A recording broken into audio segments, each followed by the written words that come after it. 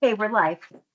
Okay, we call this meeting to order and the time is 9:49. So if you'll pledge of allegiance. Aaron, lead us in the pledge of allegiance. Ready, begin. I pledge allegiance to the flag of the United States of America and to the republic for which it stands, one nation, under God, indivisible, with liberty and justice for all.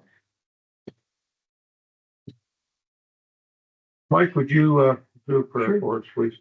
Heavenly Father, we stand here today before you asking for your wisdom. We ask that you would guide us, Lord, to make good decisions and to represent you. We ask, Father, that you would help us to minister to the residents of our county and to our employees, and that you be pleased. In Thank you. Jesus' name, amen. Thank you. Get an announcement for closed session, please.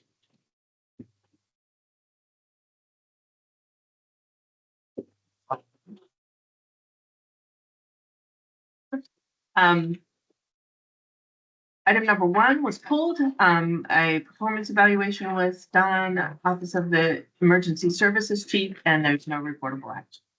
Thank you. Could I get an agenda approval? There's no changes or additions. We have a motion by Alba. Second. A second by Ingram. Those in favor? Aye. Aye. Thank you. Is there any public comment at this time? Being there is none. Jason, you want to start off with the agendized report? Sure. Last week we had our first of 2 Milford food pantries, and it's nice to help them because we have people coming all the way from Ravendale, Janesville, South County, everywhere else because they're one of the few pantries in the South County. So attended that, went to the Caleb Montgomery concert. That was well attended and a lot of fun. Anybody that hadn't seen him live, you know what you're missing out on. Definitely do that. Today at 1, after this meeting, I'm going to be meeting with our volunteer coordinator for the animal shelter, Jackie from Sit Spot, and a few other volunteers.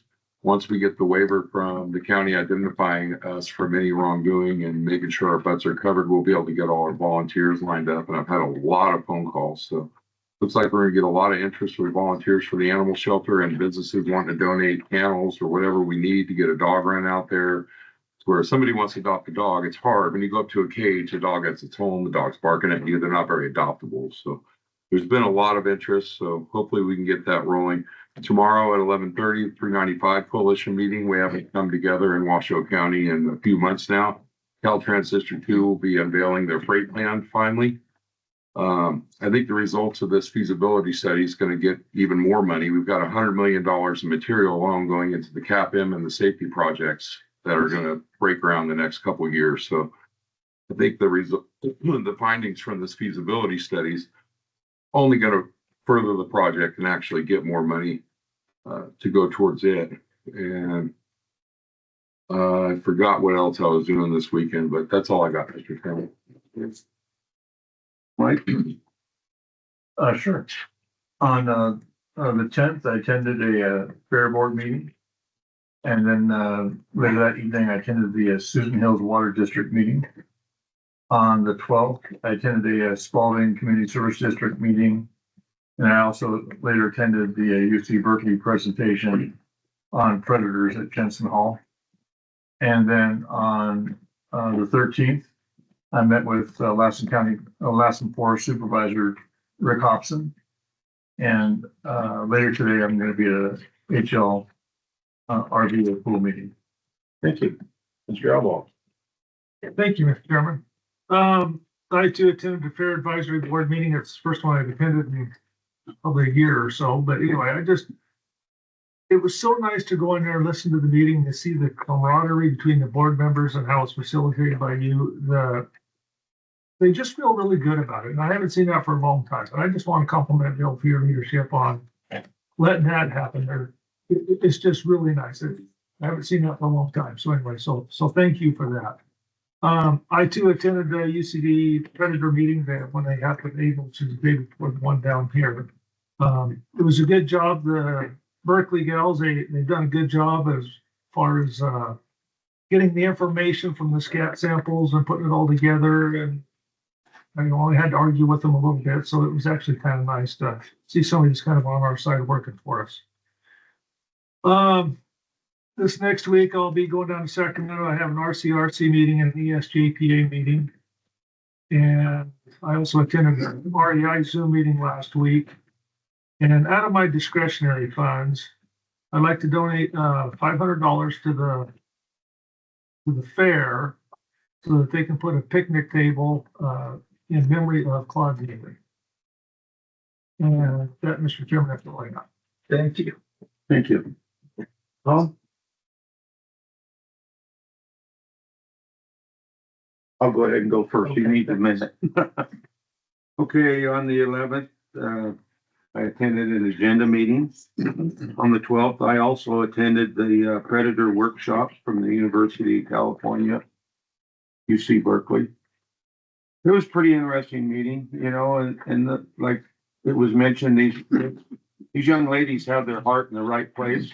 I just really hope that Fish and Game will listen to their studies. They've got the proof of what they're saying.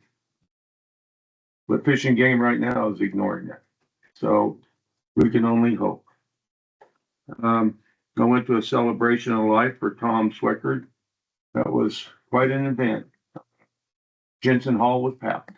I want to thank the fair manager for setting that all up. He done a great job. It was a nice day. So, and then yesterday is a big day for Tom and I. Yeah. Ever since Tom took office, we've been trying to get our Meals on Wheels back for our seniors. And yesterday is the first delivery day. And I get choked up because they were happy. And they'd waited a long time for congregate meals to get to visit with each other. It's important. Our seniors really pay a price. Loneliness is a sad thing. And you could really see it. And they sat there and they enjoyed each other and they talked. And anyway, I want to thank Tom. And there's an incredible staff here. When Tom gets done, we're gonna thank you in another way. So with that, that's the end of my You want to do report. that now? Let's.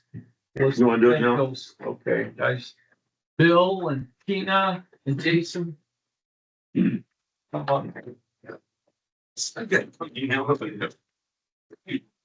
didn't make sure. Go ahead, you made it happen. Thank you. Aw. Thank you, young man. Thank you. We're very proud to do it. Thank you. You've done so much. Thank you. Thank We're you. excited. Bill. I'm sorry I missed the inaugural. It was, Yeah, and I just wanted to, without these three, the lunch program, wasn't going anywhere. We needed you guys to help Gary and I along. It's just, without you guys, we wouldn't be having it. And yesterday was a very special day for the seniors. They were really excited and I know that program's gonna be back up and running and Gary's hard work to get it going. yeah, it's been over 4 years. That's not good. And it was mentioned, I was on a PSA 2 call yesterday morning. And they're even, Dignity Health is even talking about getting a bigger truck so they can expand to Westwood and the outlying areas. So thank you for this big step and we're moving forward. Thanks. Thank you, guys. We hope they found their home. Yes. Yeah. And thank you. Thank you.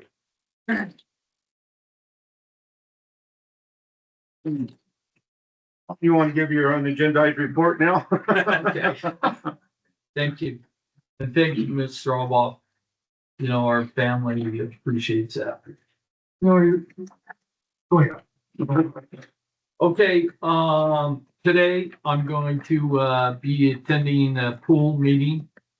And then I'm going to meet with Megan Hartel, on Friday at 10 a.m. And then, well, we just, did the senior lunch program and I was very excited to see that, and so were the seniors. And out of my discretionary fund, I would like to put $500 towards the Jolly Elders. And there's a Fire Safe Council meeting on Wednesday, March 18th. And the Blue Star Moms are going to have another bingo on March 30th. The doors open at 5 and bingo begins at 6. So hopefully everybody can attend. And that's all I have, Chairman. Thank you. Okay. Anybody else have anything you want to say for 50 5 seconds? 5 seconds. Well, part of the donation to the picnic table is, Mr. Neely, I mean, he sat up here as a board of supervisors, he was the fair manager down there, he's been an integral part of the family. When I was at the fair advisory board, they said they didn't need a picnic table, and so, anyway, that's where the idea comes. Great idea. So, Well deserved. it was an honor to do that, so. Thank you.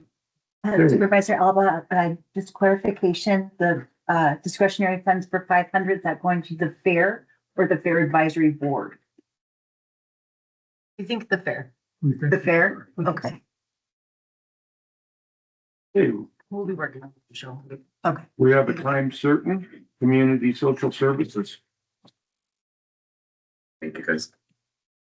Mr. Chair and board members, I'm here, Jason Vial, Director of Community Social Services. I have the pleasure of bringing the proclamation for the Social Worker Appreciation Month, and it is Social Worker Day as well today. And I'm joined in the audience by some lovely members. We'll call them up here, and let me tell you, it's hard to get them all in the room because they are needed in the community. So I'm grateful that I got them here, and thank you for putting us on for time sensitive. The 2026 Social Worker Appreciation Month theme is Uplift, Defend, and Transform, which honors the prime mission of the social worker profession to enhance human well-being, meet the basic needs of all people, and puts special attention on the needs and empowerment of those who are vulnerable, oppressed, and living in poverty. Social workers are the front line helping individuals and communities so they can overcome personal and societal changes and even thrive. Social workers are adept at bringing people and communities together, and they find common ground and work to improve the welfare of all. There are more than 810,000 social workers in the United States, and it is one of the fastest growing professions in the United States, according to the Bureau of Labor Statistics. Social workers are in all areas of society, with veterans in schools and social services, child welfare, adult services, adoptions, foster care, mental health, and even in healthcare. So they're all over in local, state, and federal governments, just to name a few. So during the Social Worker Month, which is March, we honor social worker profession and educate the public on their contributions in the professional field. So with that, we ask that you guys sign the Social Worker Proclamation for this year. And if you guys don't mind, I will ask the social workers in the audience to stand. Could we have them come up for a picture? Yes, absolutely. Do you guys want to stand? Yeah, and come up well, for a let picture? us adopt that first. I'll make a motion to adopt the proclamation. Okay, I have a motion to adopt the proclamation. Okay, some discussion first. Okay, Please. We get a second, we have discussion. okay, do I have I'll a second? second. Okay, and I have a second by Supervisor Neely. Okay, for discussion. I'm very much in favor of a proclamation celebrating our social workers. I think they do a great job. But I do take issue with part of the proclamation and the wording of it, which I'd like to discuss briefly and maybe seek to revise.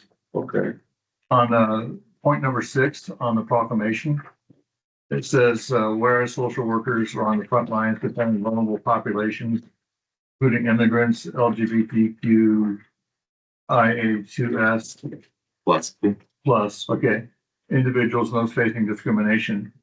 I don't think we need to include the line or the phrase including immigrants and LGBTQ plus individuals. If it just said defending vulnerable populations and those facing discrimination, it would cover all the people that are described, as opposed to elevating any one group above any other group. I agree. And so I'd like to see, that one little part stricken. And then I would agree with the rest of it, and I think it would cover everybody. Is there any other discussion? Is that an amendment? Because I have to do that second. Yes, I'd like to, amend it to read that, and then with that amendment, then approve it. I would second that.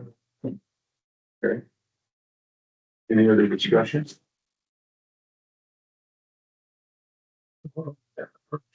We'll vote on the amendment first.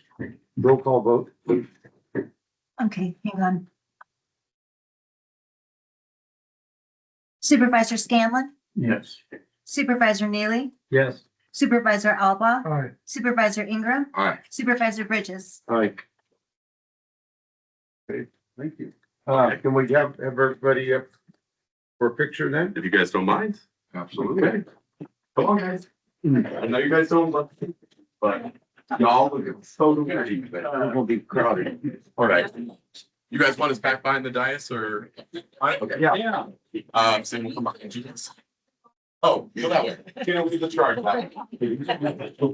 Yeah, directing traffic. I'm not gonna do.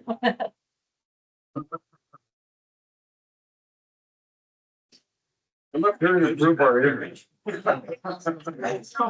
you. Thank you for all you do. Thank you. Thank you, young man. Wherever you want to go. We're just- Yes. Thank you. Boy, we haven't looked this good in a long time. You guys push sleep, I think it's sweet. Yeah, like everyone start going back towards. Better? 1, 2, 3. Okay, there's gotta be a good one in all those. All right, thank you, guys. Thank you. Thank you, our unsung heroes of the county. Thank you very much. You guys have got-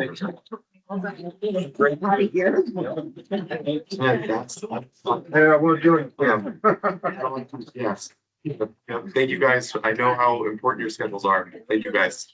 You guys are amazing. Couldn't do it without you.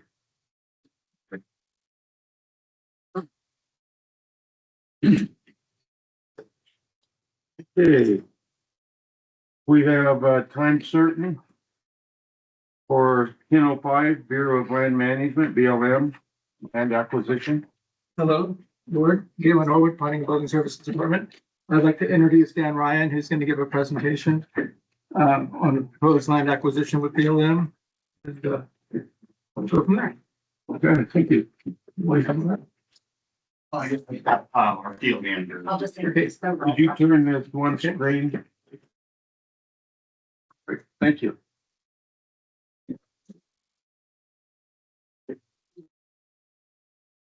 You state your name for the. Thanks. Yeah. Good morning, Mr. Chairman, Board. My name is Emily Ryan. I'm the Field Office Manager for the Bureau of Land Management Eagle Lake Field Office that's located here in Susanville. So I realize it's been quite some time since anyone from our staff has attended these, Board of Supervisor meetings. We generally have a regular attendance at the Fish and Game Commission meetings and would generally bring these type of topics to those meetings. However, we're here to discuss land tenure actions within Lassen County. So we'll be presenting both some acquisition parcels that we're interested in pursuing, as well as some disposal parcels that were identified through our last resource management planning process that are in and around the community of Susanville that we feel, may have some interest from the community if we were to pursue disposal of those. So normally we would bring these type of projects to the Fish and Game Commission, and then, they pass that information along. We've had a pretty significant increase in our tender projects across BLM over the last few years. So we thought it might be more appropriate for us to bring these items directly to the board. Today, we'll talk through both the disposal and potential acquisition parcels that we're looking at. But ultimately, we're here to seek support for moving forward with these land tenure projects. We're still very early in the process. We still need to secure funding for all of them. And then also as part of that process, we'd be going through our National Environmental Policy Act public involvement process for any of those. So with that, I'll hand it over and introduce Dan Ryan. He's one of our Northern California District Realty Specialists, along with Lindsay Moyer. They both work on land tenure projects for the Bureau across the Northern California District. So essentially the top third of the state from Arcata all the way over, and into Nevada a little bit. Both the Eagle Lake and Applegate offices manage roughly 1.5 million acres within the state of Nevada also. So they focus on those projects. Yeah, it is. All right, so with that, we'll hand over. It looks like we're all hooked up. So Dan will just sort of like walk through each of the potential acquisitions, and then I think disposals secondly. So I'll hand it over. Thank you. Thank you. Yeah, thanks. So as Emily mentioned, I'm Dan Ryan. Work for the whole district of Northern California for the BLM. So those that don't know, like BLM's 3-tier system. So we have, and it's all under the Department of Interior, but within California, we have field offices, then district offices, and then we have one office in Sacramento that's called our state office. So where we sit right now is within the Eagle Lake field office, which Emily mentioned, it manages a portion. But then there's 4 field offices within the Northern California district. And so just to give a little bit of a background, BLM's always done a lot of acquisitions, and a lot is definitely in air quotes there. Some years, it's maybe 1 or 2 acquisitions, and I'm speaking like throughout the country. And then other years, it's a little bit more robust, and it's all dictated and predicated on funding. We don't just get allocated taxpayer dollars just to do acquisitions or sales or things like that. A lot of times we have to go for grants, whether that be state grants through like the Wildlife Conservation Board. We also go for grants with State Parks for California for the OHB funding program. We've done a lot down in Fort Sage for those kinds of things. But then where we've seen a really big shot in the arm of funding is through the Land and Water Conservation Fund, which that fund is primarily funded through offshore oil drilling royalties. And it's always been up to Congress to tell us how much to spend within there. And in 2019, the passage of the Great American Outdoors Act actually permanently funded the Land and Water Conservation Fund at $900 million. And it's not just BLM. We also have Forest Service, Park Service, and Fish and Wildlife Service. All those land management entities can go after that funding. So what we've seen since 2019 is a lot more funding. Get $900 million. Sorry, go ahead. Is that per year? Yes, annually. And it's not just the BLM, it's throughout the whole, throughout the whole country, but those 4 land management agencies, but also the states can also apply for LWCF funding, Land and Water Conservation Fund money. So just a portion of that, I would say BLM nationally gets about 25 to 30 million of that pot for land acquisitions. So you can see like the money actually gets spread pretty thin by the time it reaches BLM. Even though we manage a lot of land, 250 million acres throughout the country, there's acquisition opportunities, and often, BLM has mostly focused on just managing the lands we have, or minerals or grazing, things like that. And we haven't necessarily focused on priority areas to acquire that would improve access in an area. And so like the best example I can show you here is like the Biz Johnson Trail. It started with obviously the BLM acquiring that rail line that was abandoned. And then we started buying all these little pieces along the Susan River there along that. And so we have this, pretty big rec facility, as well as with bike trails and hiking trails and stuff like that. So the acquisition program has definitely evolved in the last 20 years. And so what we're looking at today is we have an annual cycle for applying for funds. And so what we do there is, we do this all the time. And so we have lots of landowners always come to us and say, hey, we want to sell our land. Sometimes, 50 people a month will call. We have to sift through those and go, what really makes sense? Because we already have a lot of land to manage, and BLM's already spread pretty thin. And so we have to look and go, okay, what actually makes sense, and where the priorities lie within the current administration? The current administration really has a huge emphasis on increasing public access. So there are lands out there that don't have a lot of access points to them. Or we have areas like, let's say, Fort Sage as an example. where, you know, it's getting heavily used, and maybe purchasing a 40-acre tract here could actually increase by, you know, construction of a trailhead or building some new motorcycle trails, things like that.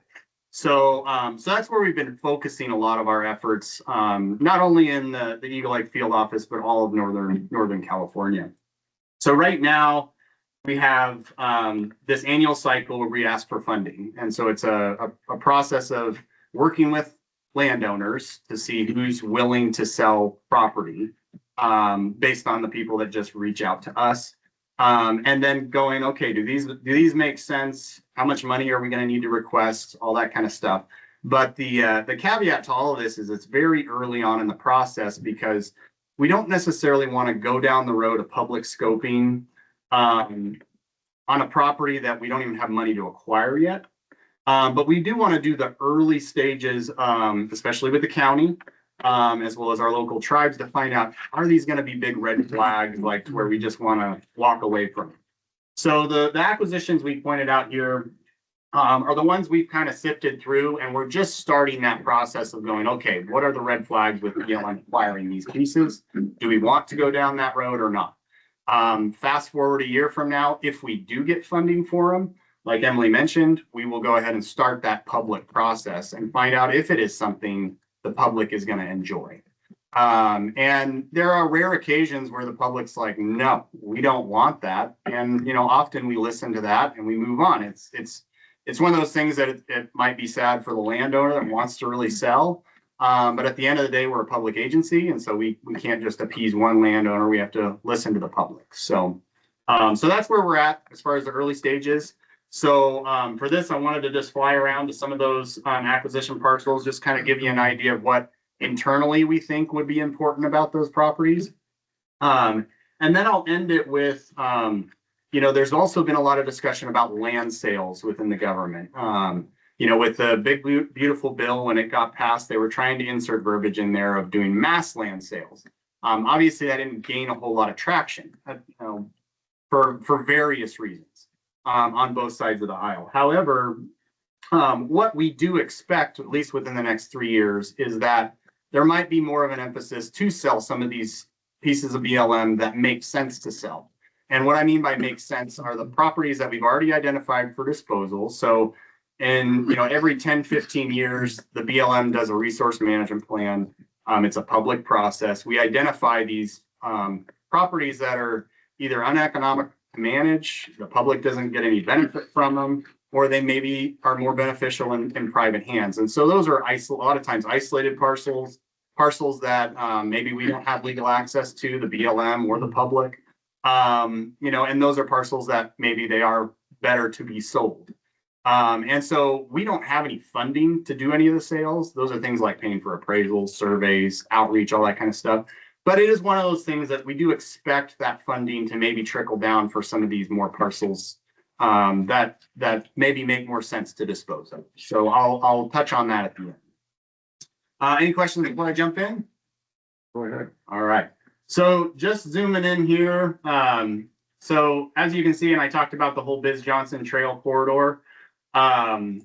So we have a handful of parcels here, kind of in the uplands above the Susan River on the south end, and this is Cheney Creek for folks that kind of know the area. A lot of this is Red Rivers, and there's some SPI in here, and then there's some other private landowners. So these are some willing sellers that, you know, approached us, you know, willing to sell some of the property there. Most of them are unoccupied, you know, ground. Some of them have some cleanup needed because there's some, you know, different types of encampments and things like up there. But, you know, looking at this, you know, it is one of those things that we're still working on this landowner here in the center, which would kind of create an in-holding. But for the most part, it's open ground, you know, oak woodland, or not oak woodland, you know, similar terrain as what we have in the Susan River drainage. And it really does, some of these parcels come close to the South Side Trail. And we have lots of, you know, trail development in here that the public enjoys. And so we looked at these as, you know, potentially being some parcels that BLM could acquire, do some trail expansion, you know, or maybe doing some hiking trails, equestrian trails, that kind of stuff.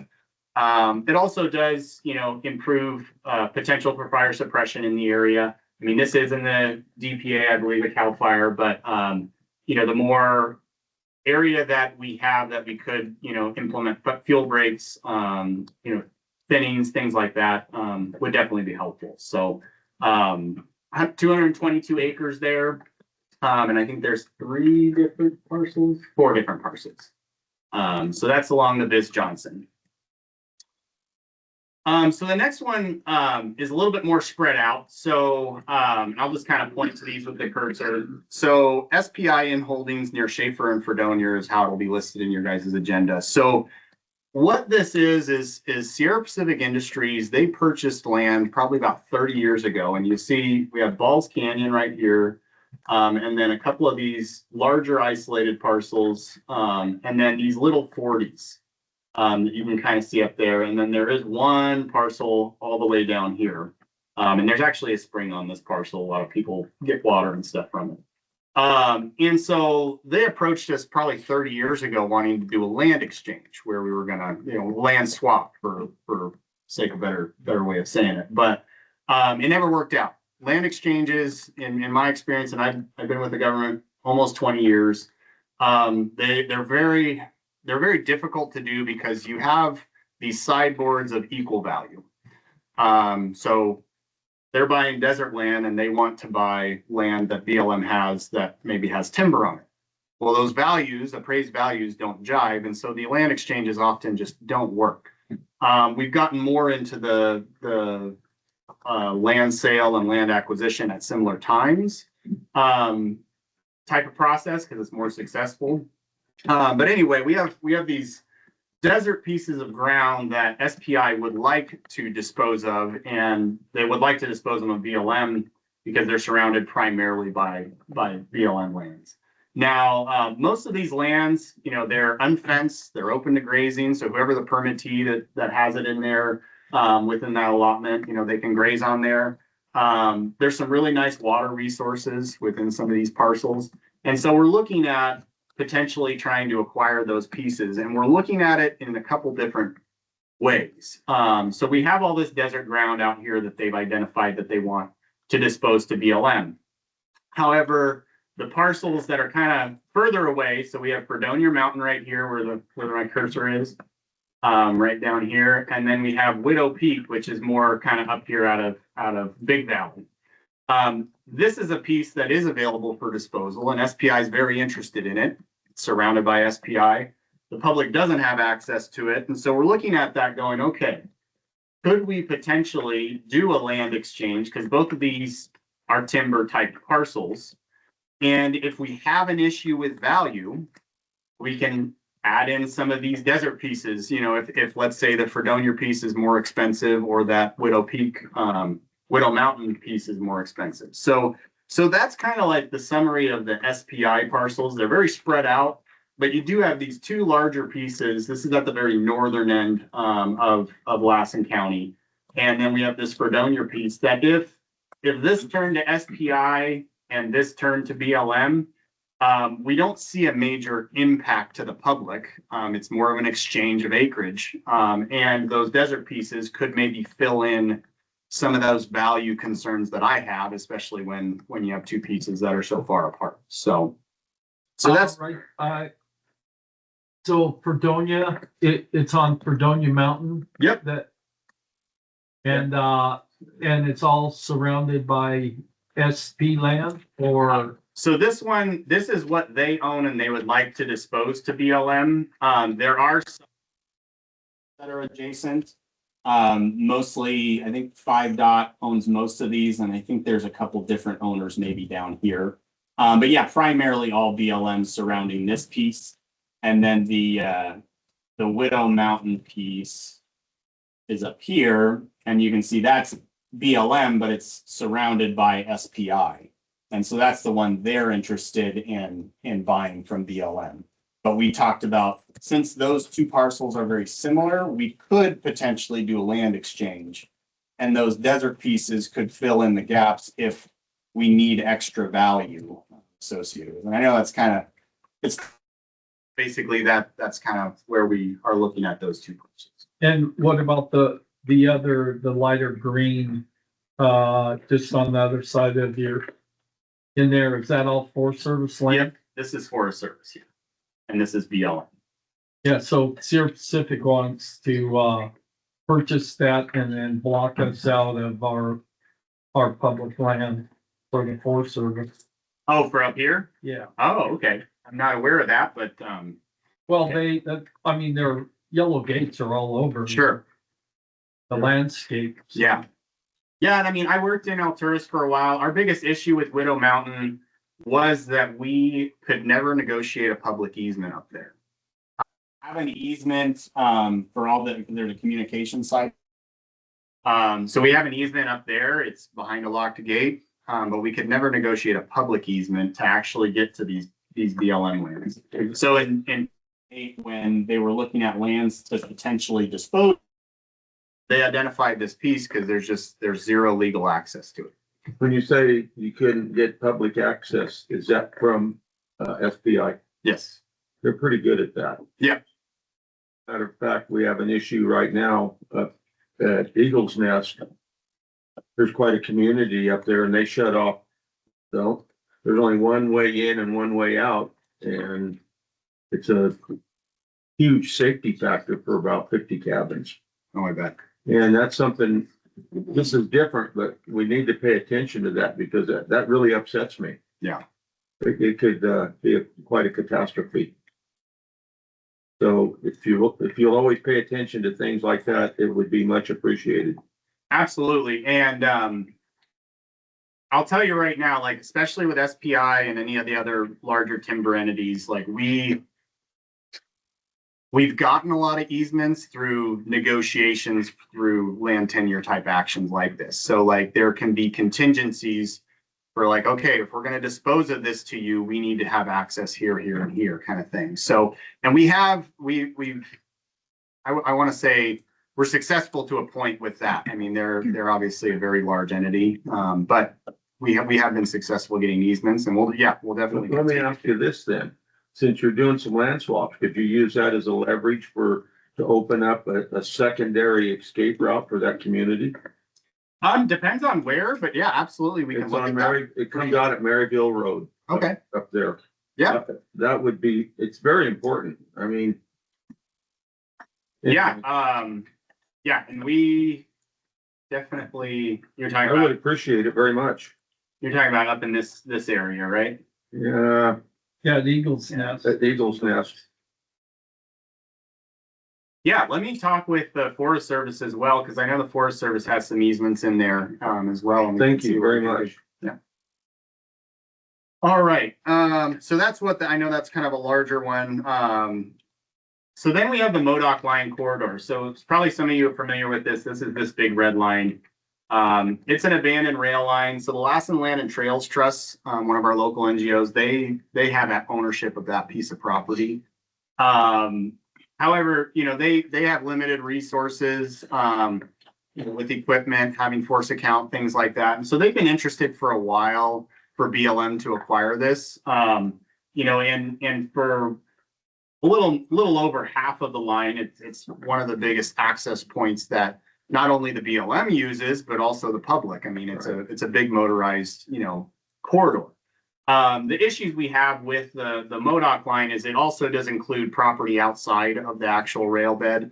Some of the stuff out of Madeline, like there's a water tower and some other facilities that we don't want to be the managers of. That really belongs to either that community or whatever. So the past few years, Lassen Land and Trails Trust has been trying to alleviate and get rid of those pieces of the MODOC line. And obviously there's issues around any type of deed restrictions when a rail line is abandoned. So it looks like there's some clarity that we could see in the next couple of years on that. And so we've put that up here because that is something that in the next few years we would look at acquiring if they could get some of that title work figured out, as well as some of those pieces that we don't really, it doesn't make sense for BLM to have out of there. And it would more just be that rail line, fairly low maintenance. I mean, we have some issues obviously throughout that rail line, but I mean, it's better than most roads out there, being an abandoned rail line. So it also does provide a tremendous amount of access to a lot of the adjacent public lands, through private. So that's the MODOC line. And that lists, you know, a little over 2,000 acres. Motorized? Motorized, yeah. Yeah. Yeah, I mean, and we've talked to Lassen Land and Trails Trust about just them helping with some of the management, because they've done a really good job as far as like making, you know, people aware of the MODOC line and all that kind of stuff. But yeah, it would stay motorized. It's one of those things that it's a really key resource out there for not only the BLM, but the public. All right, so then we have Bald Mountain. So most folks are aware of Bald Mountain, big non-motorized area. I think since about 2018, almost 25 miles or so of non-motorized trail has been constructed. You know, and the big why, because it's a big bald mountain. But you know, it's surrounded by homes. You guys know, it's that easy like backcountry experience in your backyard that you can just go after work, go for a hike, walk your dogs, and then we have people that come out of the area to ride their mountain bikes and all that kind of stuff. So we've done one other acquisition in here. That's this large piece. And we purchased that 2 years ago. And so, you know, obviously the land stats haven't changed, but that's all public.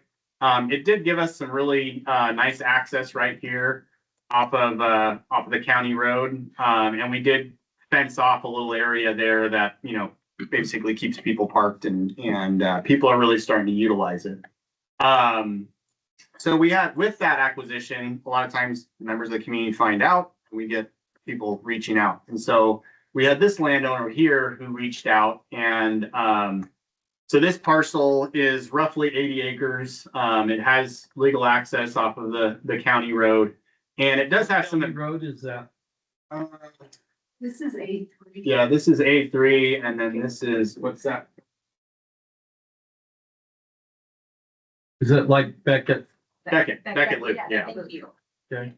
So, so this parcel does have some improvements. The current landowner, you know, he liked to do a lot of shooting and stuff like out there, and you know, so he had a couple little shops there, mostly for like, you know, just weekend getaway kind of deal.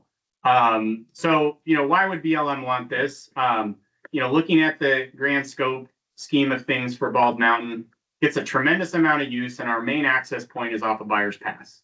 So now, like, once an area, it's kind of like, once we build it, they will come kind of thing. We're seeing a lot more use, and there's more plans for trailheads and things like that here. But, you know, the people in Standish, Litchfield, you know, this could provide another access point on the east side. And we already have trails already constructed up in this area, so it could be a really easy connector into there. It also gets a lot of use, especially during the deer season and quail season. A lot of people hunt. And one of the access points on the north end is just an absentee landowner. And we obviously get a lot of complaints from adjacent landowners that are like, hey, this isn't even public, you know, and all this kind of stuff. So it could help alleviate some of those concerns out there, and just provide another access point for the public to Bald Mountain, which is basically kind of like our closest public lands when you get further out east in the valley. And then last but not least, so we talked about easements a little bit, and access and all that kind of stuff. So this administration has placed a really tremendous emphasis on trying to acquire easements. They haven't given us some money yet, but I, you know, expect in the next few years, we'll see an influx of funds to try to acquire easements. And so, you know, the low-hanging fruit that we've identified is the stuff that's out in the middle of nowhere that the public is already utilizing and the current landowner doesn't care. They're like, oh, well, that's just a road that goes through my property. I don't really care if anybody drives on it. Where we have issues, and I've seen this in my career, is that landowner changes. Then the new landowner, because they have the fresh title report, they see that there is no easement across their property. So they put up gates, they block off the road, and then, you know, our phone rings off the hook from guys during chucker season, deer season, whatever, and they're like, hey, the road's blocked. You know, we see this quite a bit. And just because people are getting more savvy with what is the title to their property. So, so the low hanging fruit is we work with a few landowners that own some of these isolated parcels where we have existing roads where they don't have it blocked off. So the best we could do is see if they want to sell an easement to us. They can actually get compensated and then it safeguards it forever to be open to the public. So that's what some of these access easements are like. You know, and you can see like this is out here by Dry Valley. This is Pipe Springs, and I know this is Washoe County. But these are like what those easements look like. They're existing roads. They already are there. There's no gates, but there could be because we don't have a legal easement across them. So, so we're trying to really button up those areas. The one area that is blocked off that we would like to negotiate is this is Skedaddle Ranch Road. And that current landowner, you know, he left it open for years. Previous owner left it open for years. With the influx of UTVs and trucker hunting super popular, he was just constantly having people get stuck out there because it goes through a wet meadow.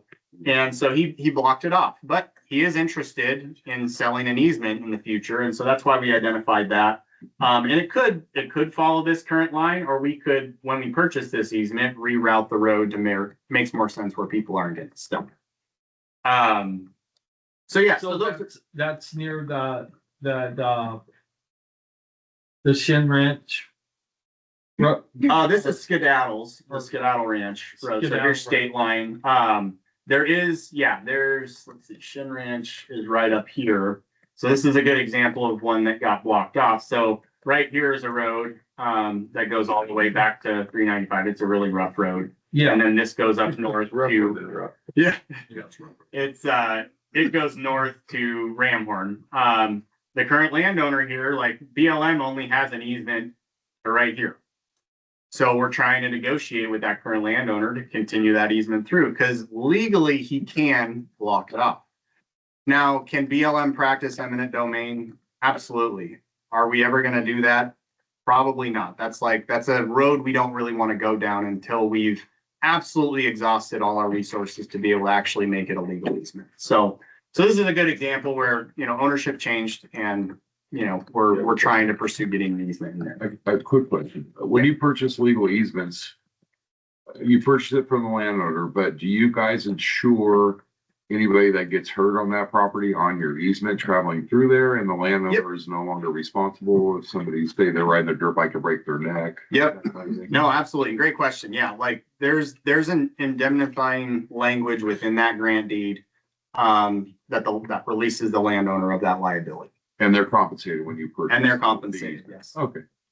Yeah, and sometimes landowners want, like, it'll be a part of the deed that BLM has to maintain a cattle guard or has to maintain a gate on the easement. You know, that's maybe just, you know, for grazing or whatever. Or we put up signage that says private property on both sides of the easement, so people are aware. Do you have to maintain the road?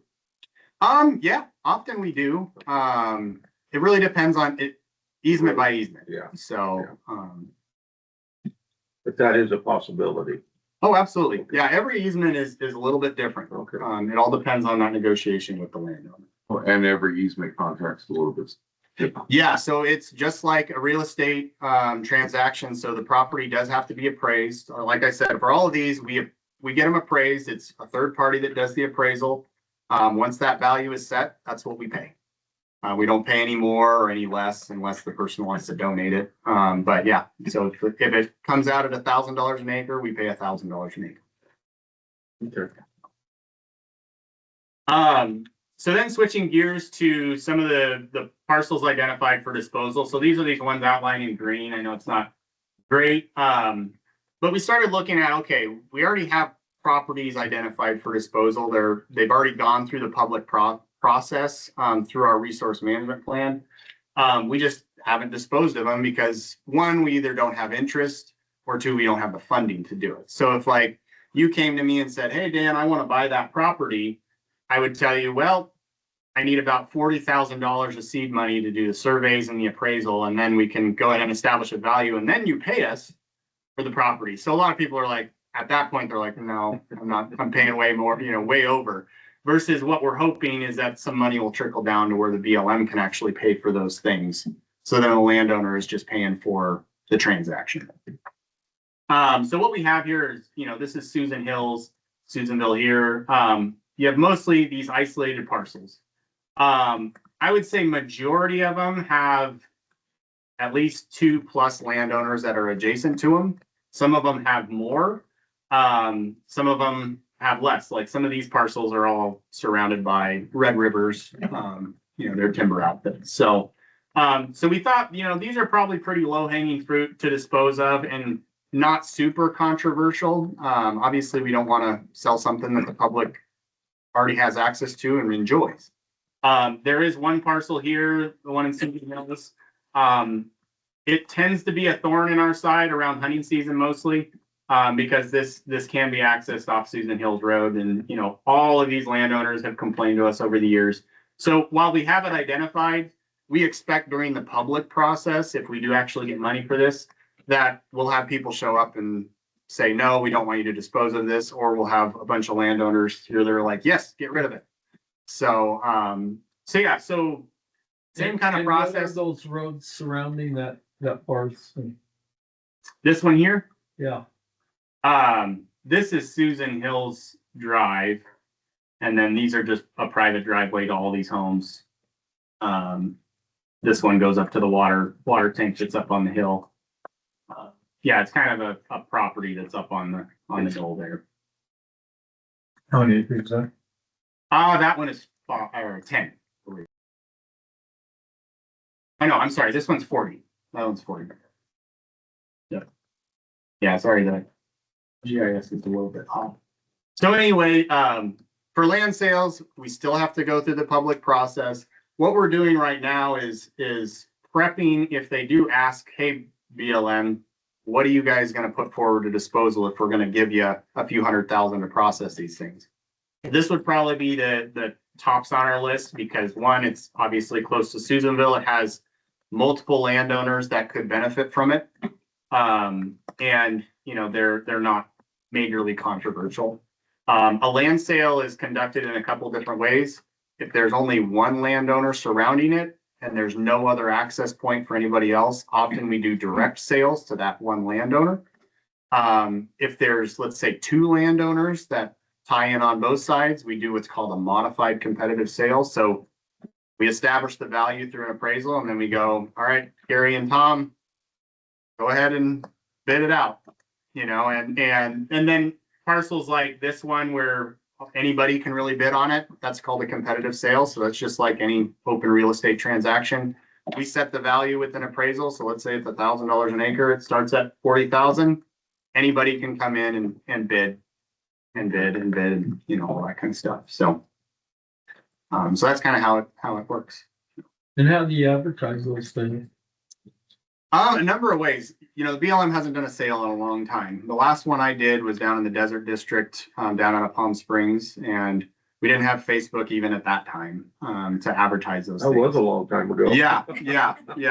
I know Lindsay's done a few over in Reading, and most of those sales are conducted. Every avenue we can put out the word that we're doing a sale. Obviously, when we get to that point, we've gone through the NEPA process, and so the public has been made aware, and the public will let us know, like, yes, we want you to sell it, or no. And if we made the decision to go with yes, then we start putting that out. I mean, obviously, Lassen doesn't have a paper, but we'll be putting it out to all those at different. We have an online paper. He's right there beside you there. Yep.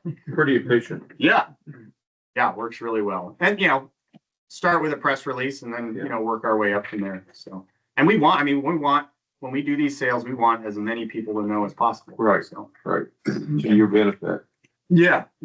So, so for disposals, and I already covered the Widow Mountain one. That's the one that we talked about with SPI. So those are really the two lowest hanging fruit for our county, for disposals. So, yeah, Aaron. A couple of things. It's kind of disturbing to know that you guys get 900 million in perpetuity, but we have to fight and argue and everything else to get our PILT payments and SRS payments, which are the kids in the roads of the county. I mean, it's not fair, Ryan. Gosh darn it. Anyway. I wish we got the 900. That's a lovely deal. My question is, do you guys' acquisitions, do they count toward the 30 by 30 initiative for the state of California? That's a great question. we will do a report out. I haven't done one in a couple of years. But we, in the previous administration, we did report. They wanted us to report to that. So it does count 40, 30 by 30? Yes, I would say, I don't know as of recently with this new administration, but I imagine it does, especially when sometimes we're getting the funding from the state to do these acquisitions, so. Okay. And then my next question is, do you guys don't have anything out here by the dock, do you? That's just Fish and Game. Is it possible for you, I'm just gonna throw this out there, to do a land trade or a land swap or buy it from the Fish and Game and then turn around and sell it to the county? Because what's happening is they got the gas bill out there and the Department of Fish and Predators, I mean, they choose all they care about is predators unless they have to deal with the county, or they won't sell us the land out there. We need that extra land so we can continue the life of our landfill out there. Yeah. And they're not doing it. And so is there a possibility where you could deal with them because they won't deal with us? You see, we need that right out there to the, I guess that would be to the east, the south and east. Can you guys get some of that property out there so we have our buffer? It really depends on the state wanting to dispose of it. We can't really force that action, but it is some of those things. You can't, but is that something you can do to work with us? And I'm not the guy to talk to. I mean, you gotta talk with Pete and Maury and the higher ups than me, but I sit on the Solid Waste Commission, as does Mike here. And that's a big problem for us. It's gonna cost us a bunch of money from California because we've got nothing. So, and when you were talking about the acquisitions and trades, I mean, that prompted me to think about this. So can I encourage you to sit down and talk with Maury and Pete to? Yeah, I think we're definitely open to those discussions That would be and great. figuring out what options there are. That So like BLM obviously owned this and a lot of Bass Hill, Bald Mountain, this was BLM, a lot of it was, and then we did land exchanges with the state and we got stuff down at like Doyle, Port Sage, that area out of that land exchange. And then, this shows BLM still, but actually that was something that was conveyed to the county, because we didn't want it, because that would be more of a public benefit to the Solid Waste Authority than whatever be to the Fish and Game for access. And so, I would encourage you to maybe talk to them, talk to Maury, see if that's something we can do, because that would really help us out a lot, right? It really would. Yep. So, no, for sure. Anyway. Definitely can. We would put some feathers in your hat. Yeah. so Sam, can you follow up on that with him, please? Yes. And then, my last question is you guys lost a good man, Mr. Seamer. I heard. So who's his replacement for Christian? Well, unfortunately, there's still a hiring freeze in place for most of the government. So we are down to one rangeland management specialist. His name is Andrew Bryant. So he'll be filling in the interim until we're able to resume hiring. Andrew Bryant? Yes. And so he's been with our office for a couple of years, and so he's been managing like everything on the west side, the Willow Creek area. So He's gonna have the whole thing. he's been, he will be our one and only range specialist until we're able to hire. Thank you. Yeah. Other than that, I guess that's all I got. Anyone else? Good work. Thank you guys for coming. No problem. Yeah, and as a part of this package, like Emily mentioned, we definitely want to continue this conversation more than, we're fine talking with the Fish and Game Commission, but we just figured land tenure type stuff isn't so much like habitat, fish and wildlife versus this is more, speaking with the county. So we'll definitely continue that. Are you you're based out of this office here, aren't you? Yes, I'm here. I cover the whole district, but I'm here. Yep. Because Megan Hurdle, she's the new director for Department of Fish and Predators. She's coming to town on Friday. Okay. And so I will bring this up to her as well, and maybe so that she's up on the up and up. So maybe we can get something going on here, because this has been a thorn in our side. Yeah. Yeah, the one, how you guys got that from the BLM is through a recreation public purpose lease with the landfill. Yeah. So the county can apply for that, and you guys know that, and I just don't know if there's that type of option for the state. A lot of times people just don't know and don't look. So, yeah, I'm definitely open to talking with them. The one thing, I'm not sure if you included this, but I did bring those fiscal year 25 PIL stuff. I'm sure you guys have all that information, but I can hand it out to you just so you guys have that when looking at these land tenure stuff. You can And- just leave it there with the Sure. clerk. She can.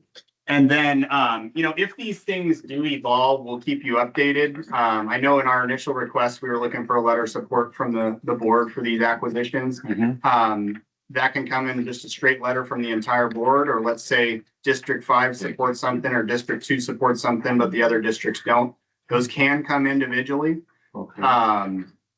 So it's just one of those things, Here, I can handle it. we definitely would like to show that we have support from the county at some point, as these develop further. So really appreciate you guys' time today. Sam, can we do a letter of support? Can you help us with that? You guys have one attached, Oh, So- okay. correct, Galen? Yeah, There's a letter of support for your consideration attached, so the proposed action would be either to give direction or provide comment or to adopt the letter of support. And the proposed letter of support is in your packet. Okay, thank you. Support for those acquisitions. And yeah, the disposals yet, we're not really, we're not even close to being ready on those, but I figured it would be good to bring it up while we're talking about land tenure stuff. So the support is just covering the acquisition side.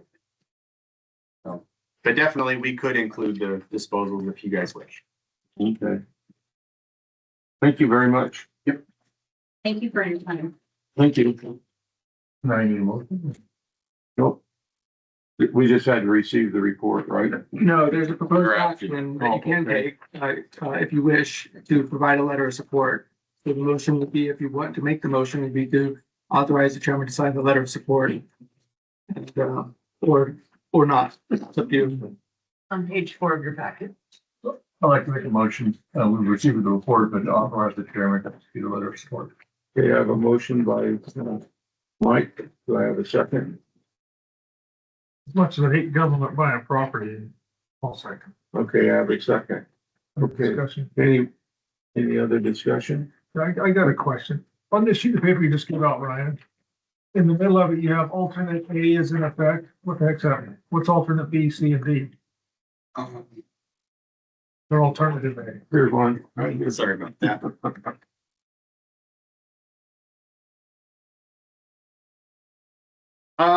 Those are based off of, let's see.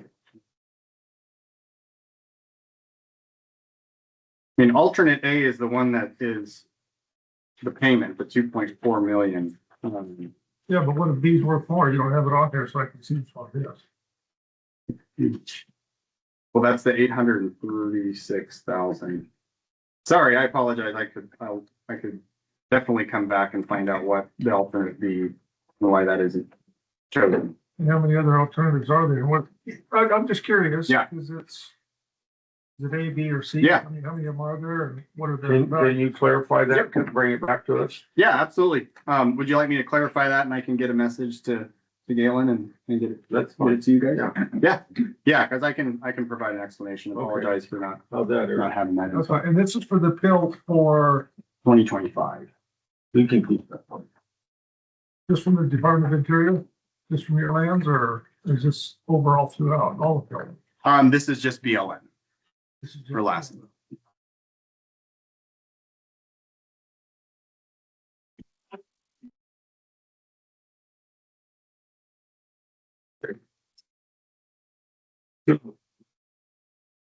Wait for that information. Do you want to continue this, or do you want to, or do what you need at this point? What do you guys want? I'd like to. You have a motion and a second on the table. I know, is this time sensitive to you, Ryan? The letter of support? No, it isn't. And I can continue to follow up with you guys on what we want to move forward with.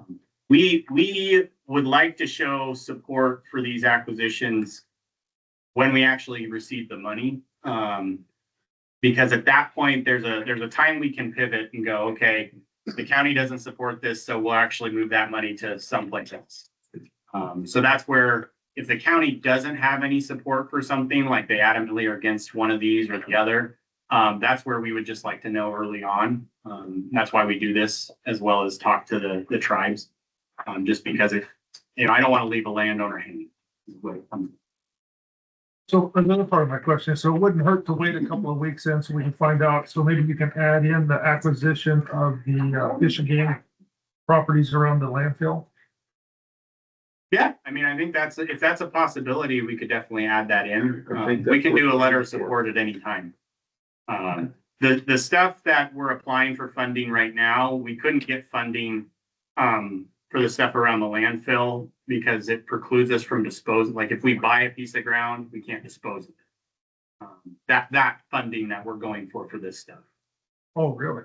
So we would have to work out some sort of exchange or some sort of state funding that would allow us to purchase that land to then dispose of it to the county. I'd imagine that if they were to do that, it might be easier for them just to dispose directly to the county. Okay.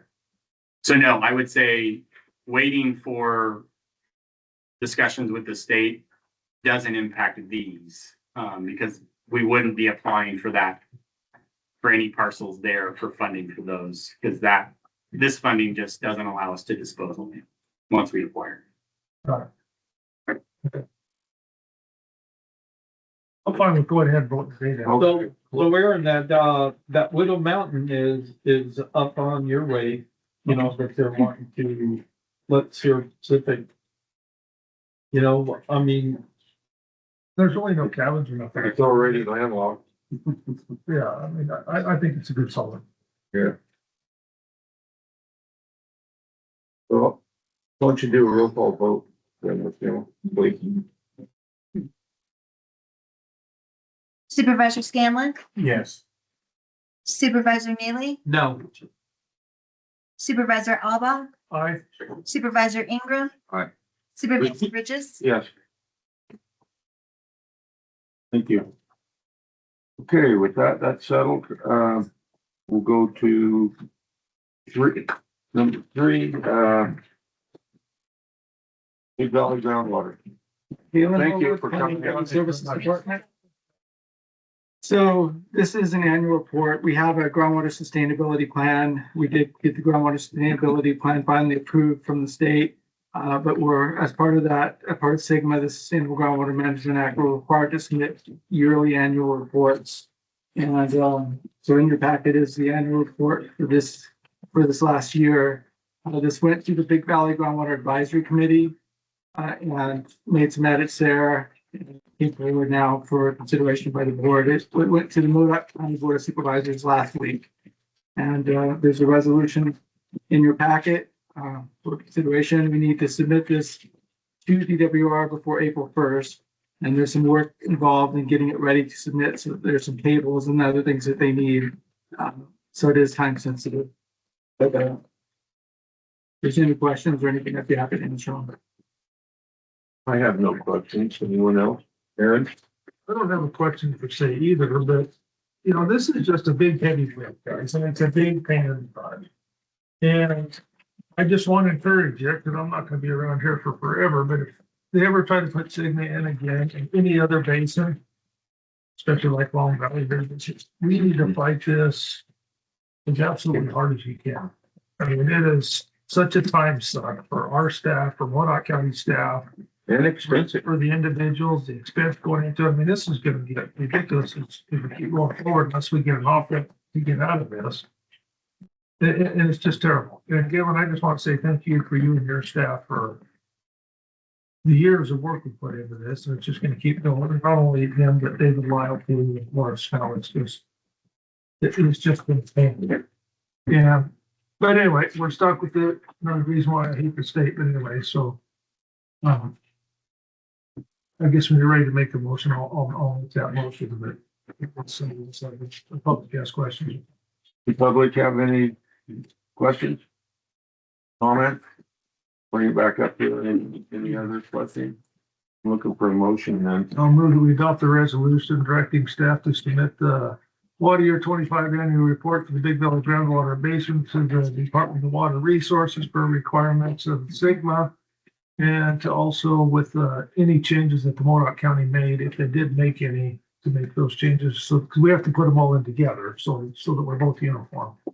So anyway, that would be my motion. I'll second it. I have a first by Alba, a second by Scanlon. Those in favor? Aye. Opposed? Thank you, Galen. Thank you for all your work in your department. You're welcome. Thank you. You guys need a recess real quick? Okay, we'll take a 5-minute recess.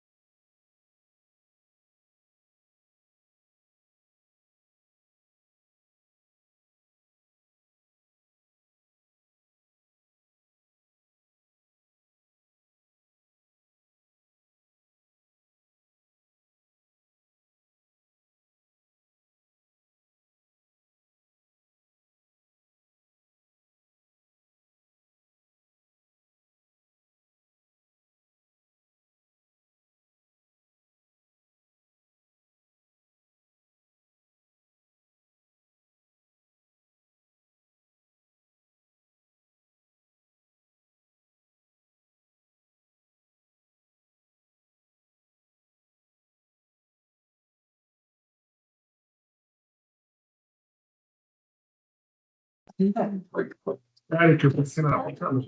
live. Okay, we're back in session and we will go to G. Information and consent calendar. I'd like to pull 5, 6, 7. And one. I think it's 10. Good call, thank you. 10. I didn't want to be all for you. Thank you. I have notes by it too. Okay, 10. I have a motion for the, I have a motion, that's about it. do I have a second? I'll second it. Okay, I have a first and a second. Those in favor? Aye, opposed? So that will. Okay, Aaron, you're up on 8. I mean on 5. Right. Gentlemen, Danielle Sanchez, Assistant Director and Personnel Coordinator. The item before you is to add an additional facilitator position within our wraparound budget. With me today, I have Daisy, who is the program manager for the wraparound program. So we will field your questions. Very good. Thank you, ladies, for showing up. I just don't think this should be on the consent. Anytime you have a new employee, I think it should be as a general discussion item. We had that discussion, that agenda, and it was determined that we were gonna put them all on consent. Okay. So we do the amounts.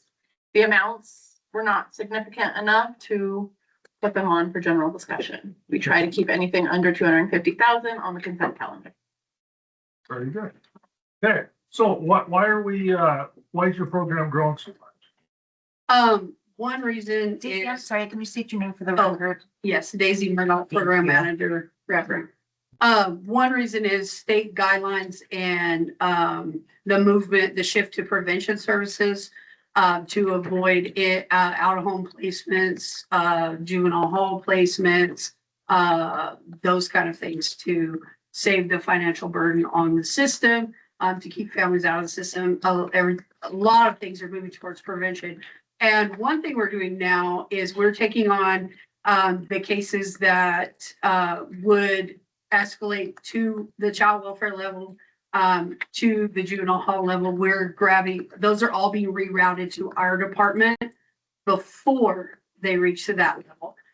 We're taking referrals from education, from medical providers, from mental health providers, from child welfare, from probation. We're taking referrals from law enforcement. We're taking for the group home. And so we're gathering those and working with those families before they go into the system. When I got here 10 years ago, we were just taking cases that were in dependency court, in child welfare designation, or in probation. That's changed. We're taking prevention through mental health, through child welfare, through probation, education. All those prevention cases are now routed through us. And to add, they're now running the FERS program, which is what Daisy is speaking to, which is a new addition, and it is a triaging program for in crisis. So they're going out now at all hours of the night, and that is a more significant caseload than they've ever had before. Yeah, we have 2 24/7 on-call services that we're providing now, in addition. Are these state mandated programs, or are they funded, or what are they? Yes, so we have a ton of different funding sources. We actually do rated funding. We do really well at it. The state's actually tapping us to mentor 5 other counties right now to implement wraparound. I just did a webinar with the state this past week on how to braid funding. And so rural counties, how do you staff your program? How do you fund your program? We're actually the state lead in that. But yeah, we have funding through FERS. We have funding through FFPSA, that's Family First Prevention Services. We have state funding, we have local funding, we have Federal adoptions. federal adoptions, child trust. Yeah, we're even for Jason Biel, Director of Community Social Services. Just to add on, Daisy's crew is actually working on even those hours that we're spending with other counties are reimbursable through TA through the state. So that's a whole nother revenue source that's coming into them that will cover her supervisor staff time and less of the and the person with client staff time, that's more of the billable. And the other thing that we didn't mention in here is each hour that they spend with the client, if they're hooking them up to a Medi-Cal billed service, they get MAW reimbursement. They're one of the largest MAW reimbursement departments within the entire county. My staff are billing mall, all day. And our, emergency response services are billed through mall. And so, yeah, we're grown. When I came to you for a position a long time ago, we had 22 cases and we were elevating to 40. We're running 65 families a week that we're meeting with through our office, and I have a stack of referrals. We're averaging 5 to 8 referrals a week to our program of families. We're just growing. We're maintaining a 10% recidivism rate, and it's working. That's impressive. Yeah, it is. Our staff are, they're doing it. What's the state rate of recidivism? Oh, yeah. Oh, 40, somewhere between 30 and 40%. yeah.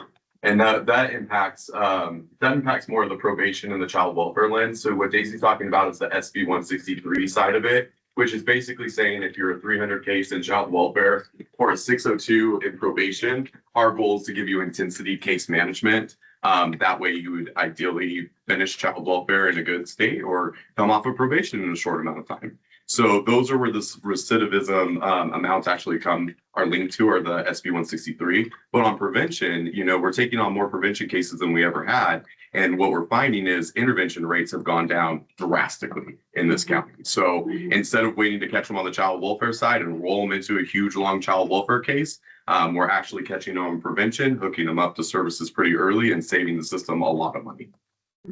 I'd like to speak to that for a second. When I first came to the county 15 years ago, we actually were starting this program. That was my first job. We were part-time unbenefited workers that were working 30 hours a week and taking unpaid vacations to make sure that we could maintain our caseload. There was 2 of us at that time, and the other staff were assigned from other departments. We only had intervention at that point. So we came in so late into the game. A lot of these kids were going off to group homes or they were being removed from their families. We couldn't do anything about it. So we took all of that funding down, we stored it up, and we put it aside into our bank accounts, and we started to do prevention. Now wraparound has grown so significantly, and the funding is matching us through KDA, through all of these RFAs.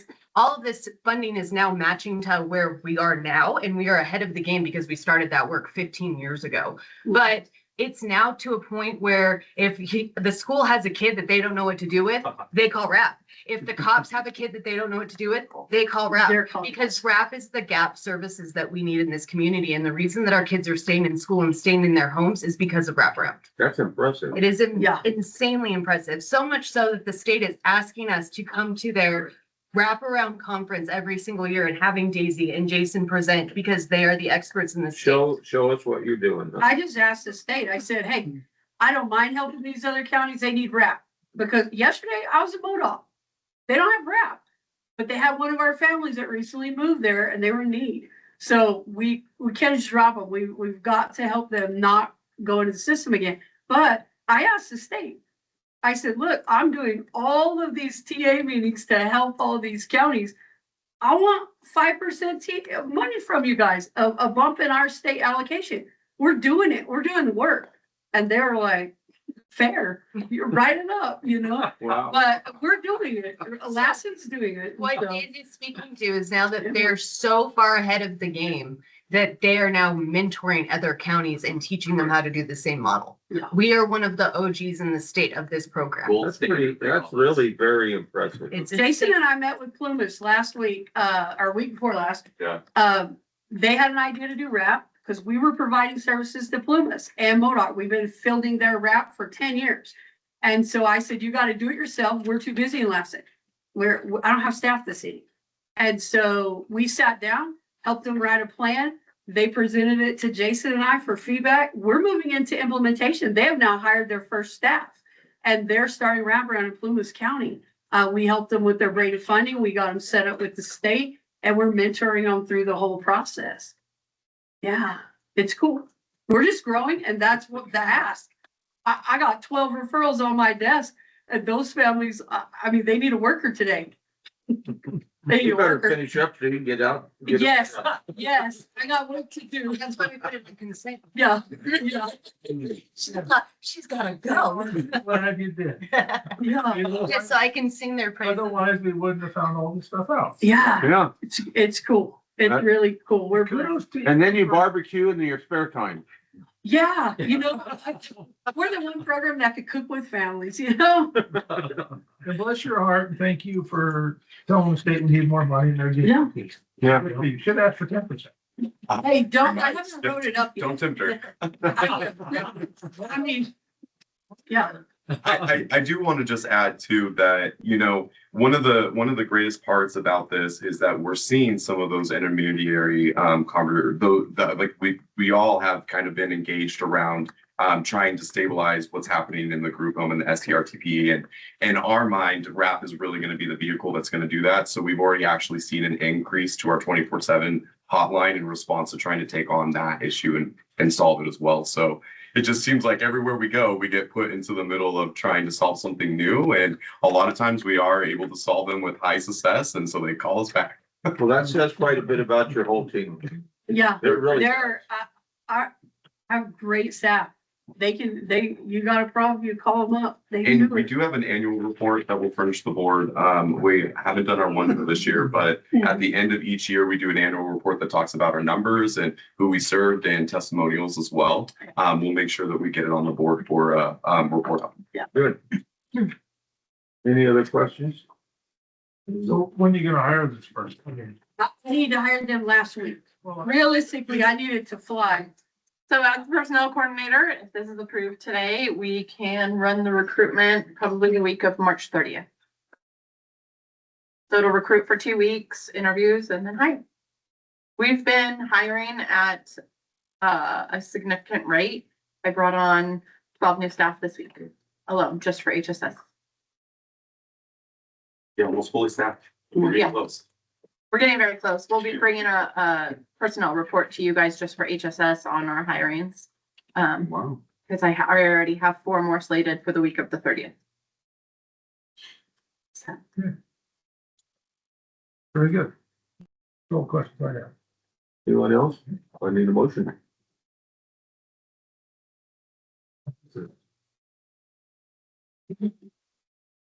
I move that we approve the additional one FTE facilitator 1-2 position within that program fund budget number 110-075. I have a motion. Do I? Second it. Do I have a second by Mike? Those in favor? Opposed? So moved.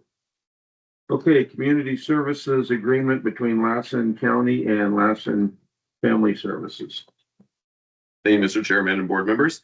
Jason Vial from Community Social Services again. This item is for our parenting education program over at Lassen Family Services for Community Social Services, and it's paid out of our CAPIT funds. But I'm happy to entertain any questions. Oh, just to be clear too, this item and the next couple of items were to extend our maximum amounts for contracts in response to a long negotiation with the vendor. So these are short set timelines. Reason being is we're trying to make sure that we can process the remaining of the contract. And we needed a higher up to amount for the budget. So that was my question. Thank you. I was hoping to head that one off a little bit. Very good. And that's why they're short termed, but we actually will re-engage with them again and see if they want to do the contracts. H1, I'll wait until then, but that will be the one of the only contracts that will be closing at the end of this year. These 2 will be renewed. Thank you. Any questions? Yeah. Okay. So why should I vote for this? So what's important about this is these are important services to the community. It's who we refer our families to when they need parenting resources. There's a whole parenting curriculum over there that is evidence-based program through the Title 40 Clearinghouse. So it's evidence-based, meaning that they've done it for lots of years. They collected the data on it and it's proven to work. So the program that we use over there is Love and Logics. And then we also have a 24/7 dads program.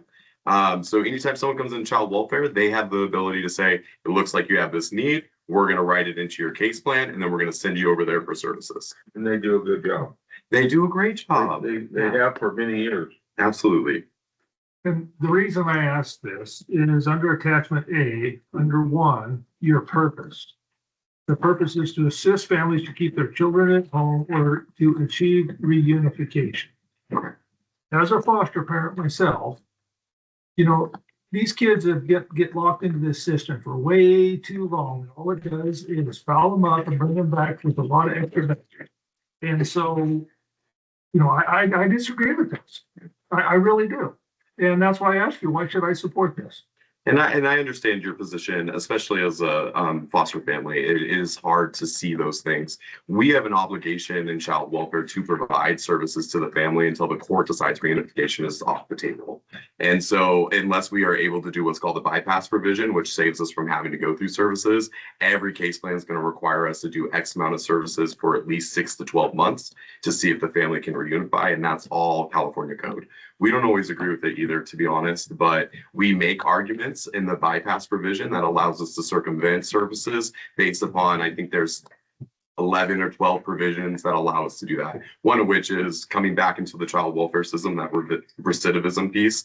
The more they come in, the more likely we are to actually not have to do services on them again, because we can prove through a service history that they're amenable to services. So, but the judge will order us to provide some level of services, and this contract allows us to basically put them in it, estimate or not estimate, but be able to reevaluate within the 6 months and the 12 months and file that information back to court if they're not being successful in the program. So I'm lucky because we have such a strong relationship with the parent educator, and she gives us kind of briefings throughout. I think we get them every 2 weeks or so on how the family's doing in these services. And we try to stop the services if they're not going to access them. So after I think like 2 or 3 no-shows or whatever, we look to see if we file that back to the court, and we look to see if we can stop services.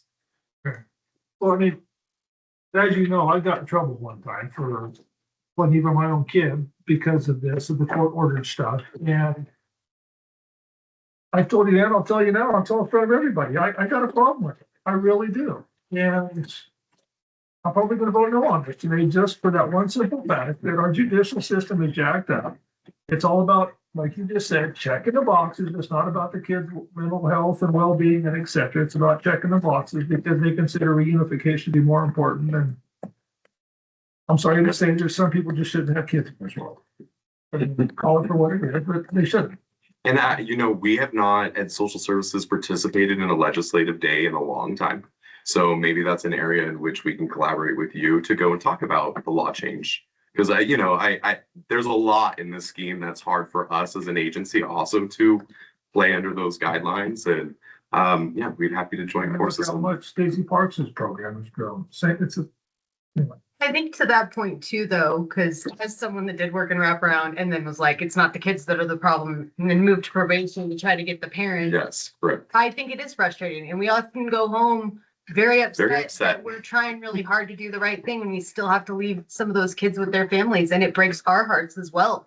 But if we don't put these services into place, can you imagine how much harder and how much worse it is for them to be there? Yeah. I mean, we could just isolate them back with the family at the state's directions, but because we're pushing them back into services, we're able to watch them a lot closer and to hopefully give services to kids to make that time with those parents stabilized until we can remove them, because it's just so far out of our control. Yeah. I've had a personal case where we saw a provider abusing a child. We reported it to the state. We got their license taken away, and the state went around our back and put them with her anyway.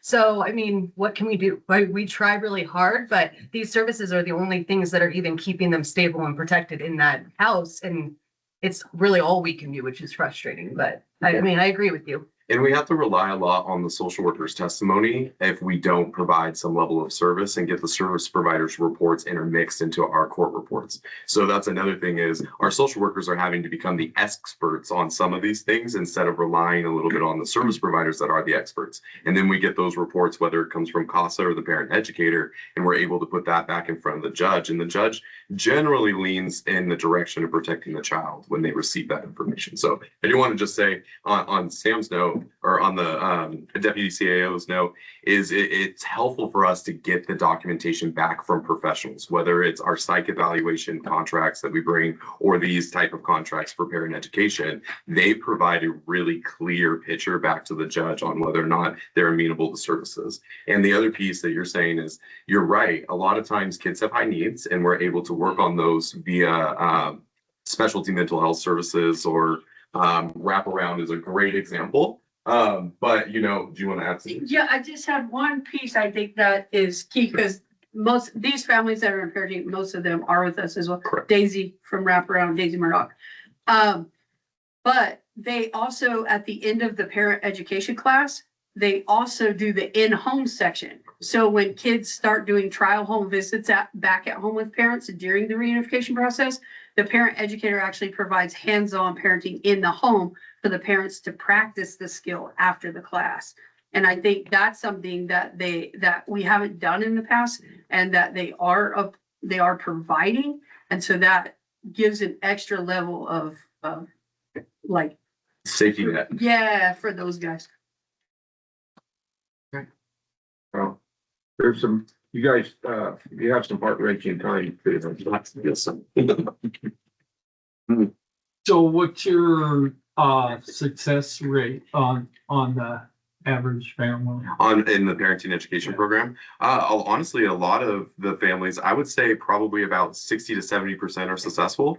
I think I agree with Supervisor Alba, where some people, no matter how many services and education we provide them, they're going to parent out of what they know, and that's unfortunately going to bring them into conflict with us. But I will say I'm happy, higher success rate in these last couple of years than before. And I think that has to do with changing the curriculum. The curriculum, again, is an evidence-based curriculum. So I think is a direct testament to why we're getting such positive outcomes. It's not a program that we just built. It's a program that we kind of brought, and we have training of the trainers that go along with it. And the love and logic piece, just to over-educate maybe, is to help with teenagers. So mostly I believe it starts about 11 and up. And then we have a child-based one. And then the 24/7 dads was to help those dads, the single dads that are now being slated. We're seeing a lot of them demographically, and a lot of them struggle with basic parenting. They weren't involved in parenting maybe up until this point, or whatever. They're the non-offending parent, whatever, however that worked out. But this now allows that person to get specific tailored information about being a dad. So that was one of the pieces that we added in the last couple of years, is trying to figure out how to make this information a little bit more palatable to even our single dads that have to do it by themselves. Well, to me, it sounds like if you didn't have those programs, then those kids would be isolated at home with the abuse. So we believe that it is, as long as they're having to participate in this, and we're at least protecting the kids a little bit. Yes. Each person that's involved. The system doesn't overreach their bounds and too. Now, I will say what's nice is all of these people that are involved, to your point, are mandated reporters. So we extend the safety net of people who are seeing the kids, seeing the family, and are interacting with them, and are able to kind of catch those and do what we call suspected child abuse reports. And then we're able to use those also in our court reports back to the judge. So that's another thing too. We find that the scars that come from with other service providers support generally gives us a little bit more traction in the courtroom as well. That was a good point. Thank you. I think, having been a foster parent myself, there is no magic pill, but this increases the odds of success. I mean, if it's low, it's better than nothing. So It's a plus. it's a plus. Anyone else? Aaron, do you have any more questions? I don't have any more questions. I mean, it's just, it's a broken system. And you got bleeding heart people that think they know what the hell they're doing.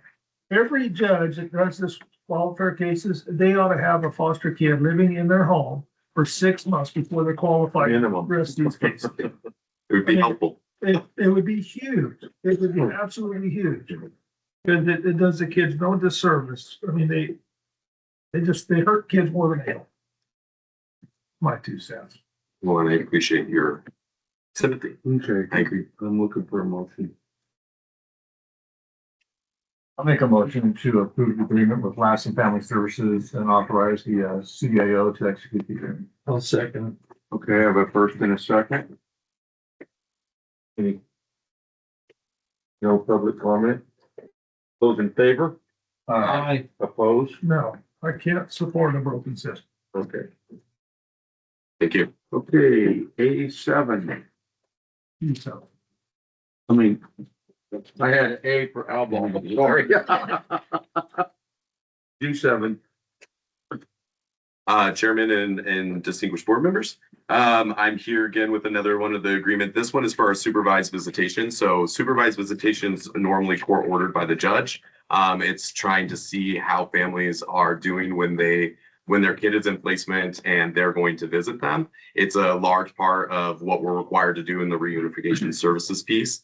But what's nice is this actually allows us to train someone, get them credentialed, and they are the ones that oversees all of our supervised visitation for child welfare.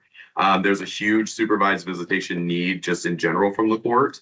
But this contract in particular makes sure that everyone in child welfare gets a trained supervisor for their visitation, and that person provides us very detailed reports on how parents are doing when interacting with their kids on visits. Happy to take any questions. once again, why should I support this? Again, what's helpful for me on this one is allows us, we can't do all of the visitation that needs to be done by child welfare that's ordered to us by the judge. And this allows one, a neutral person to do it. It insulates us just a little bit. And two, we pay the credentialing for it. So it's not just a social worker that's overseeing their case. We have actually gone through the process of getting this person certified. We also help outfit the room a little bit, and we make it basically a place where one, families will want to come, but two, we can make sure that all visits are supervised. All visits have somebody there to help the parent, instruct the parent, and most importantly, observe the parent when they're interacting with their children.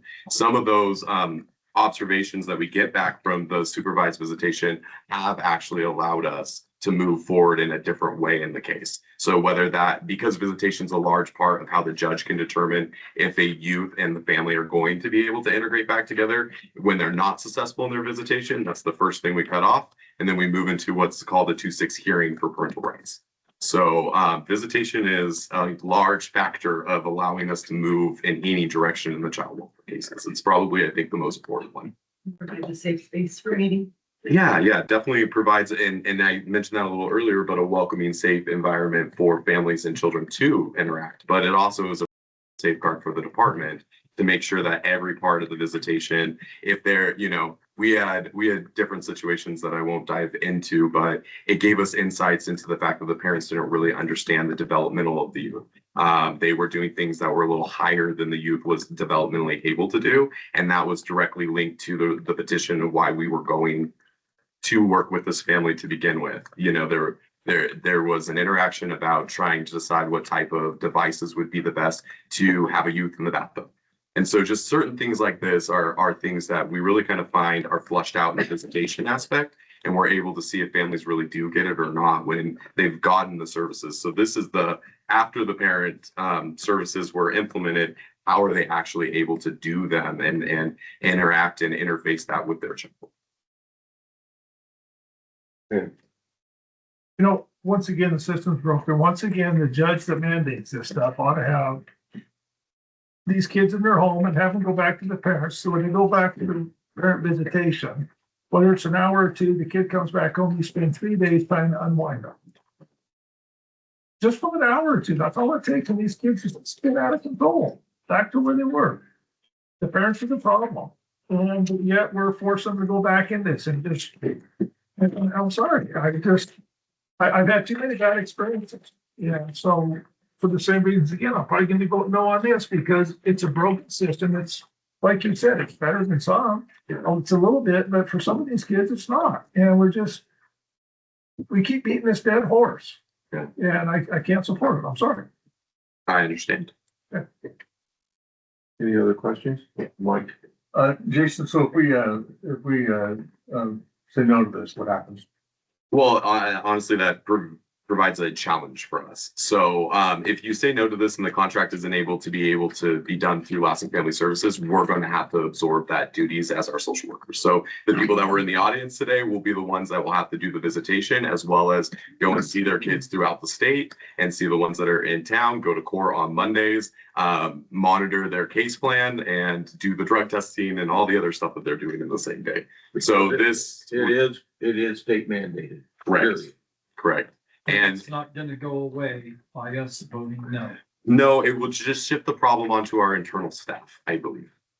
Well, and to clarify, no one likes when the cops show up. No one likes when probation shows up, and they definitely do not like when CFS shows up. So when CFS is the group of people that are trying to do the supervised visits after they've taken their children, it just creates a safety risk. It creates a very hostile environment sometimes. This is that providing them that neutral, safe space so that that we can kind of keep those lines separate too. And it's for the kids, isn't it? I mean, it really is, so. Just one other, the services that are required tie into the Title IV funding the county receives for foster placements. So if they do not have a reasonable services finding made by the court that we've been providing those family services, the state and the federal government will take the Title IV funding, and there will be the county will have to pay for foster care out of its own pocket. Thank you. That's very helpful. It's accurate. Thank you for that knowledge. Okay, any other questions? I need a motion. Make a motion to approve the agreement with Lassen Family Services and authorize the CAO to execute the agreement. Okay, I have a motion by Ingram, Second. second by Neely. Those in favor? Aye. Aye. Opposed? No. Okay. Tom, you're up on G10. Oh, already. All right. Okay,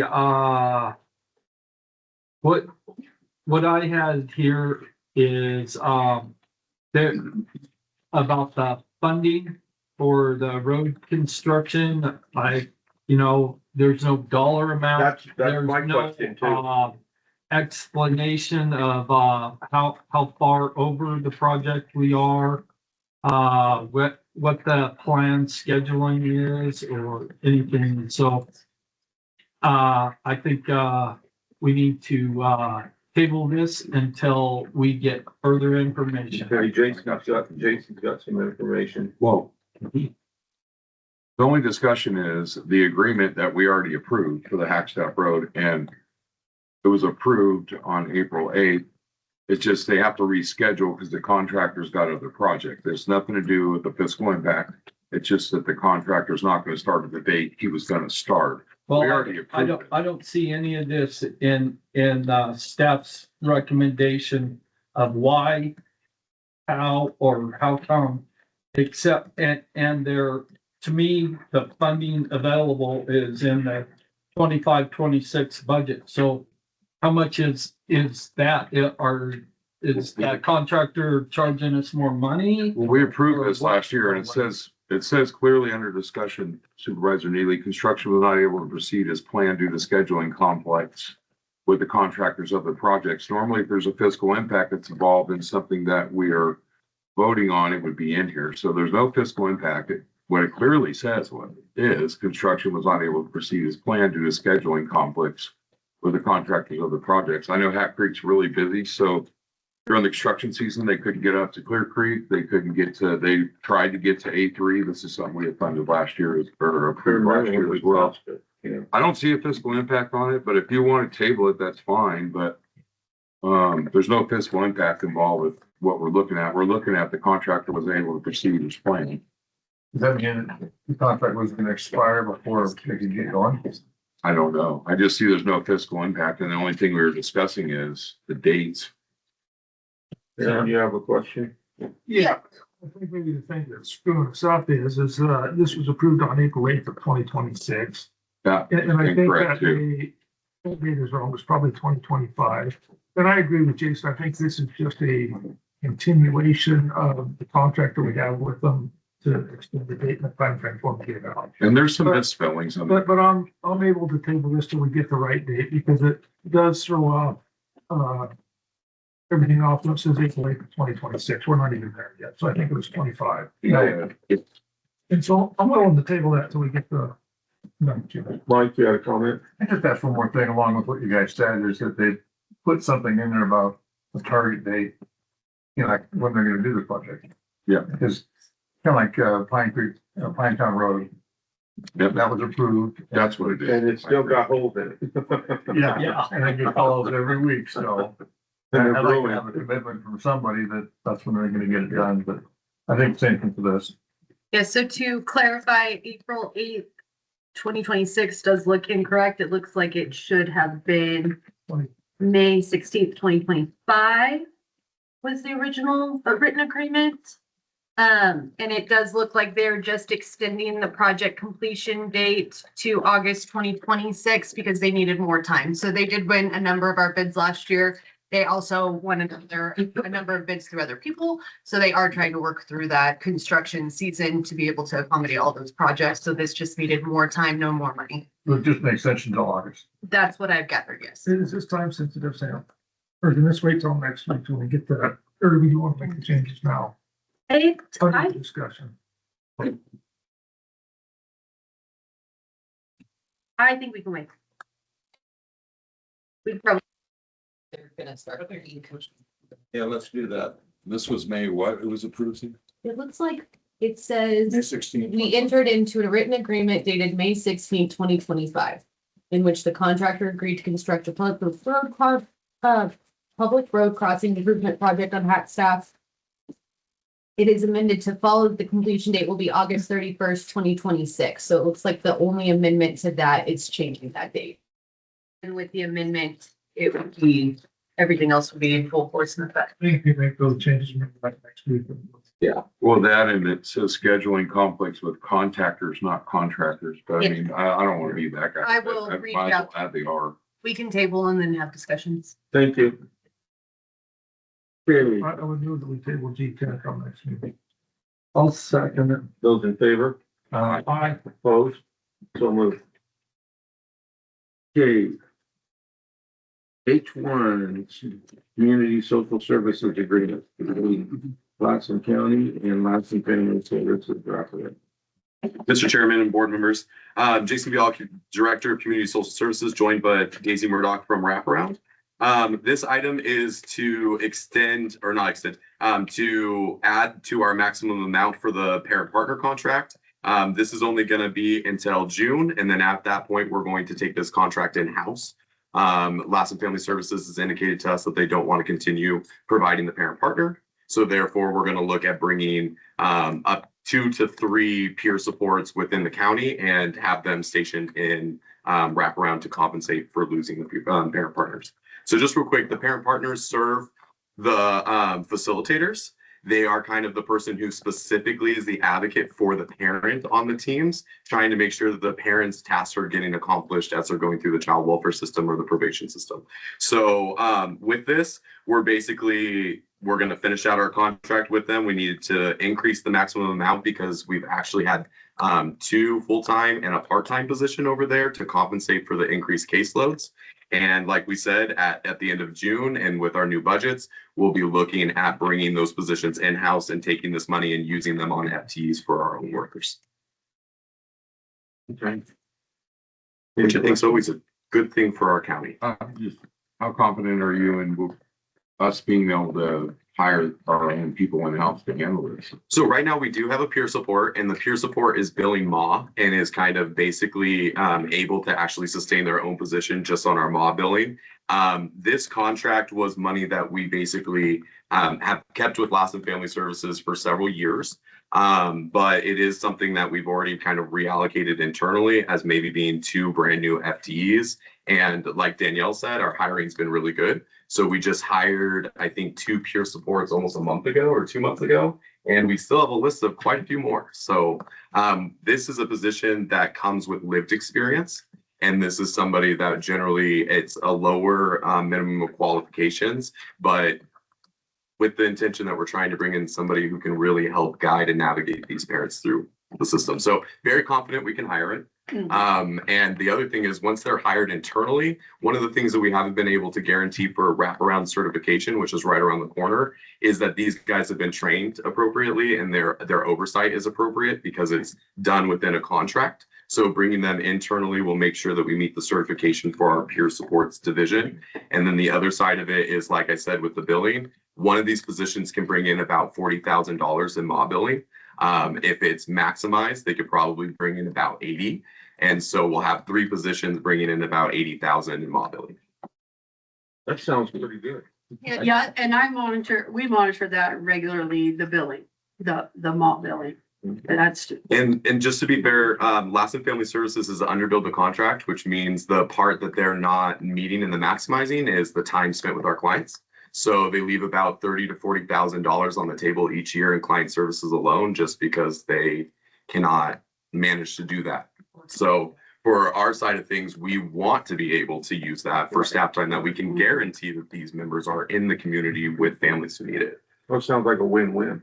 To add to that, wraparound, since today's wraparound education day. I know, sorry. Wraparound has guiding principles that they have to meet. And part of that is making a comprehensive team around them to wrap those services around these youth. So we tend to have the facilitator who's like the spoke of the wheel. They're the neutral party. They come in just to like manage the case. You have behavioral health caseworkers. You have potentially the referring officer or the referring CFS agent or the schools. You have school membership. You have natural supports, which could be family, could be mentors, could be coaches. You have parent supports that are just there to advocate for the parent, because the facilitators by nature are meant to be neutral. So we have all these other partners come to the table that are just supposed to play specific roles for the youth or the family. These parent partners, we don't get to advocate as a facilitator for one person or another. We're supposed to just be neutral and run the process, right? So the parent partner really comes in, and those are the people that take the parents to their services, because we're providing services to the youth, but the parents need services too, right? So this parent partner then goes and takes them to their Medi-Cal or their mental health services, or they go with them to their parent partnering class to make sure that they're going to that. So the parent partners are super, super important. And we have historically had an issue just in the fact that they were with a different agency to maintain the fidelity in our program, because how do you force a contractor to match your fidelity? So bringing them in-house is something that we've been wanting to do for years. They did do live experience at LFS, which was really nice because a lot of those people had gone through the system themselves, so they can teach them how to be successful.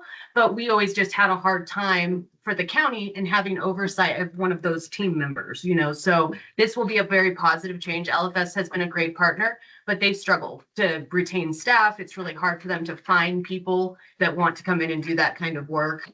People want to work with the kids. They don't necessarily want to work with parents. It tends to be a little bit harder to find them. Yeah. So that will help us to have a peer support that could be assigned to whichever role they needed to be a part of. Correct. And I think that's an important aspect to mention too, is right now in this contract, and the reason why we're looking to bring it in-house is this contract secures parent partners. One of our other need is that, if we bring it in-house and we're able to scale it, we're also hoping to use them, like Sam said, which is a peer support. A peer support could either be on the team, someone that helps the family or someone helps the youth. Mm-hmm. And oftentimes we use other staff, whether it's a mental health staff or their actual caseworker, to back up the youth when they need it. But this would actually be given a neutral person that may be able to go see them in the school when they're in crisis, or maybe be able to help them go with them to their behavioral health appointments so they can get acclimated with the therapist. A lot of times they're afraid to even go through that door at behavioral health. And so, what's nice is the advocate is generally the person that calls over there and says, can someone meet us outside?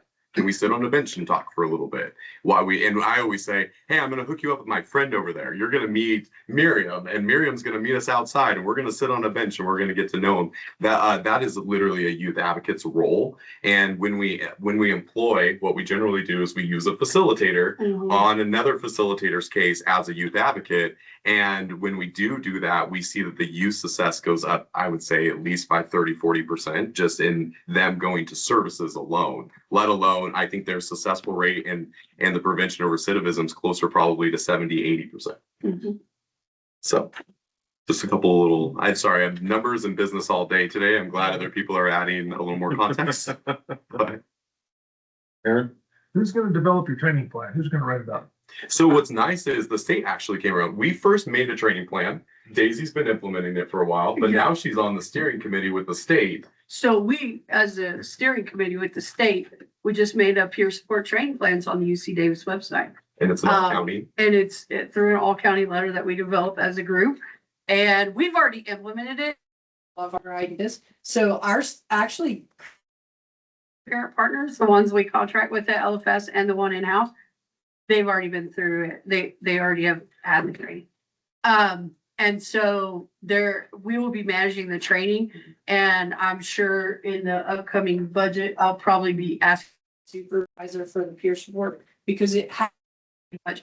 I have 3 peer supports right now with lived experience at LFS, and then I have 1 in-house.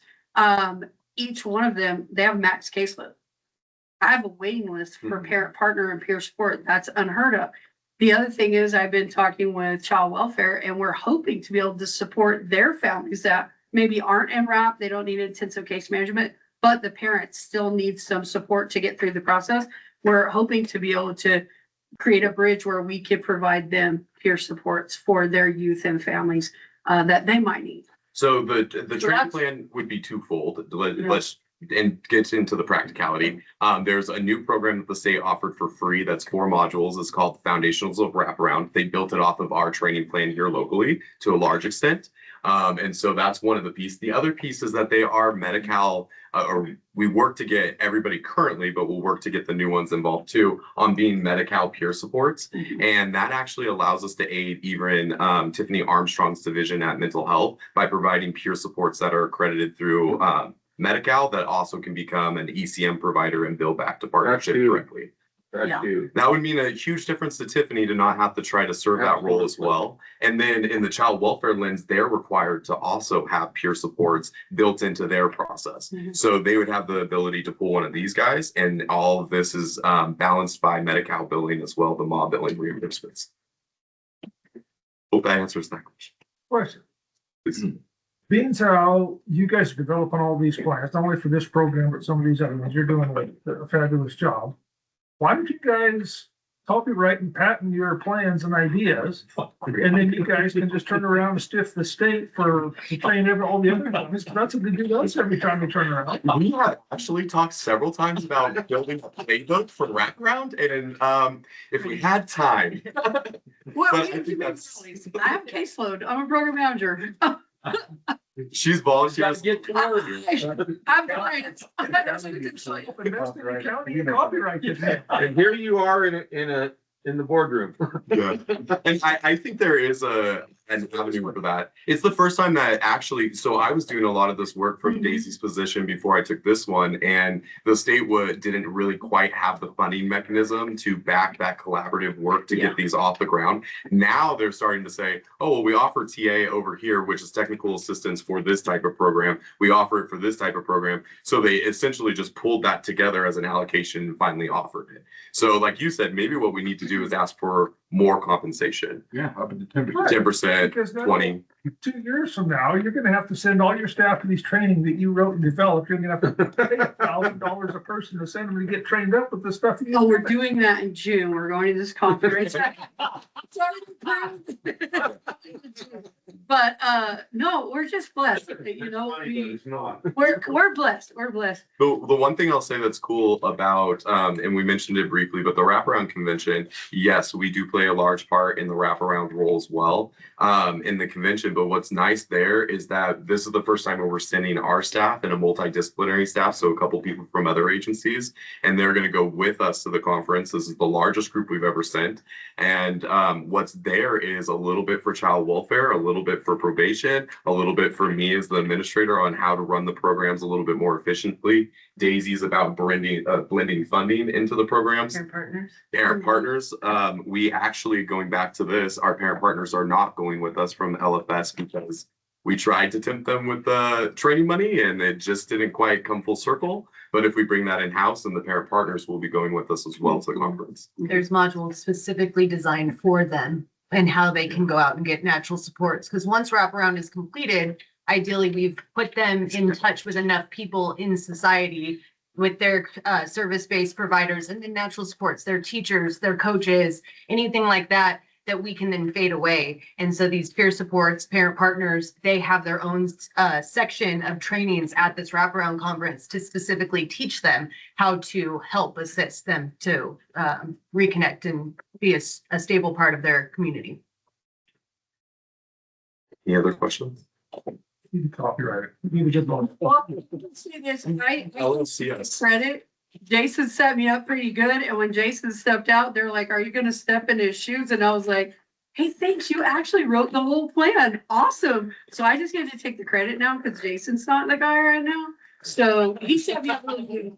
But I have to be transparent. What we really did, to be fair, Supervisor Alba, what we really did is we kind of forced the whole state to come up with an evidence-based practice behind wraparound. So it would be more billable on the federal level. And if we are able to do that in a year, which was a mission I started 5 years ago, we will actually receive Title IV funding directly. Yeah. And that will be, that would basically cover their entire budget. July overnight. 8th, we'll have to do that. But we'll also have all this braided funding to go into it as well. That's good.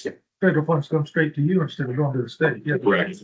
Correct. And it's our best billing source. I promise you, it's stable funds. So I'm looking for a motion. I move to approve the amendment with Lassen Family Services and authorize the CAO to execute the agreement. Okay, I have a motion. Amendment. Okay. Then I have a second by Neely. Those in favor? Aye. Opposed? Okay, so moved. Planning and building ordinance amending the Lassen County Code, chapter 12.36, house numbering. Thank you, Chairman, Board, Galen Norwood, Planning and Building Services Department. This is an ordinance amending section 12.36.030 assignment, section 12.36054 maps, and section 12.36058 display of numbers of chapter 1236 house numbering of the Lassen County Code. The action requested is to receive the report, to introduce the ordinance and read or waive, and continue until March 24th for adoption. This is a housekeeping ordinance. There's nothing real complicated about it. It's a pretty routine amendments, but section 1236.030 assignment, the responsibility. The surveyor has been in the Planning and Building Services Department since 2012. And references Public Works doing this, but it's actually in the Planning and Building Services Department. It's just housekeeping to let the public know that it's Planning and Building Services Department that's doing that. Section 12.36.054 maps references a master grid index map, and it says that the point of origin shall be shown.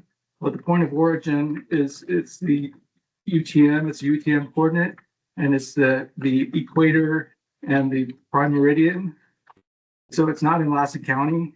So it's incorrect when it says it's in Lassen County. So that's just a housekeeping thing. We're removing that reference that it's in Lassen County because it's not in Lassen County. Section 12.36.058, display of numbers, states that written notice shall be provided by the surveyor, and he answers phone calls and assigns house numbers by phone calls. And so there's a phone call that he gets and he informs them over the phone call that of their house number. And then also, the ordinance also talks about that the number shall be displayed prior to an inspection or prior to issuance of a permit. And it should be prior to an inspection because we issue the permit and then before we go and do an inspection, they have to have the numbers displayed. So that's just a housekeeping note to the timing of when that happens. And there's also, this section said that number shall be 3 inches and it changes it to 4 inches, which is consistent with chapter 9.16, which is fire hazards, so that they're the same. Right now they state 2 different things. And so this just cleans it up to where they're stating the same thing. So pretty simple changes overall. Housekeeping, huh? Housekeeping, I would say, yes. Okay. Any questions? Aaron? So the people that have 3-inch numbers now, are they gonna have to go out and get 4-inch numbers? No, They're kind of grandfathered in. yeah. Okay. They should already have 4-inch numbers though, because 9.16 already required 4 inches numbers and, so they already have 4-inch numbers. Okay, and then as the building inspector, is he gonna be the one to make sure that the location is numbered before he goes out? When he does the inspection, yes, Inspection. yes. And if they're not there, is he can still give you the inspection or not? The permit wouldn't be final, so they wouldn't get final approval for the permit. Oh, okay. They have to get the final approval, okay. Yeah. Any other questions? Oh, just comment. Yeah, so, when the, building department took, or is taking this over, the numbering system, are you gonna shorten our There's no plan, address number? there's no plans to change the addressing system right now. And why not? Because that's a complicated, endeavor and there's a lot to it. Because you would get none of your mail. Well, You'll get your electric that was my plan. If I didn't get any bills, I'd be real happy. But not people to But, find. no, it just, I mean, the numbering system. That's a different is- discussion than this ordinance. That's not in this ordinance that's before you today. That'd be a huge difference. I'd have to agree the numbering system is clunky. Oh, fair. I mean, I'm just trying to respond to calls. Google doesn't know whether you're sending you the SIMS, it's a pain in the butt. Yeah, imagine being a probation officer, trying to go up to North County and you're like, this road doesn't even exist. Yeah, should actually introduce that. And you got odds and evens on the same side. It's weird. Not to mention the expense. I would like to point out, though, Galen does a great job with this stuff, and we've seen him in this boardroom so much in the last year, just doing cleanup, just trying to make sure that all of our stuff is clean and it makes sense, and that we get the outdated language out, and that we have consistency. And I really appreciate all the work that he's done, because this has been insanely labor intensive for him, I'm sure.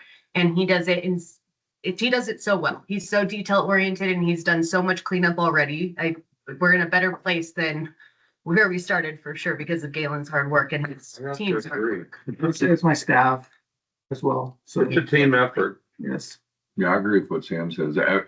Before finalizing a permit, now we have 4-inch letters clearly distinctly marking the property. So we know when you're responding to a call, probation, Yeah. oil fire, or whoever, you know where you're going. Yeah. I appreciate this, Galen. Thank your staff. Any other questions? I'm looking for a motion then. I'll make a motion to receive the report and introduce the ordinance as read. And there it is. I continue until March 24th for adoption. We have a motion by Mike. Do I have a second and a second by Tom? Those in favor? Aye. Aye, opposed? So moved. Thank you, Galen. For everything. Okay, number 3, memorandum understanding between the County of Lassen and United Public Employees of California, Local 792 UPAC, and accompanying side letter agreement. The only addition to this item, Chairman, Board of Supervisors, Samantha McMullen, Deputy County Administrative Officer, is that we did have a side letter. It was brought to our attention that we missed one classification in one of the appendixes for a staff member. So we did add that by side letter instead of going back and changing the whole entire MOU. The MOU has been discussed, negotiated, and approved by UPAC, So this is, as well as the side letter. this is finally done. This is finally over with your vote today. All right. Any questions? What did we say now? We'll go back to the table for 9 more years. That's all? I need a motion then. I'll make a motion to ratify the MOU accompanying the side letter with UPEC and authorize the CAO to execute the MOU and the side letter. Okay, I have a motion I'll second it. and I have a second by Mike. Those in favor? Aye. Aye. Opposed? Thank you. Any information for the board? Correspondence? Maury's out getting educated, had a training. He should be back next week. Baseline's going on for our communities right now. All of our kids are going out and showing out in tournaments. We had an all-star tournament in Chico. We had 3 representatives from there. The North team won. They got 54 points, and 20 of them were scored by Lassen kids. So that's pretty exciting. We came and we showed up and we put our name out there. So that was pretty cool. Good. And then there's tons of fundraisers that are going on. So keep your eyes out. I can't wait till they're all in high school. This group coming through the high school right now and the ones that are about to come through the high school, I think they're gonna be probably some of the best athletes we've ever seen. The all-stars, huh? Yeah, it's gonna be pretty fun to watch them. Cool. Anything from county council? Nothing for me. We're adjourned.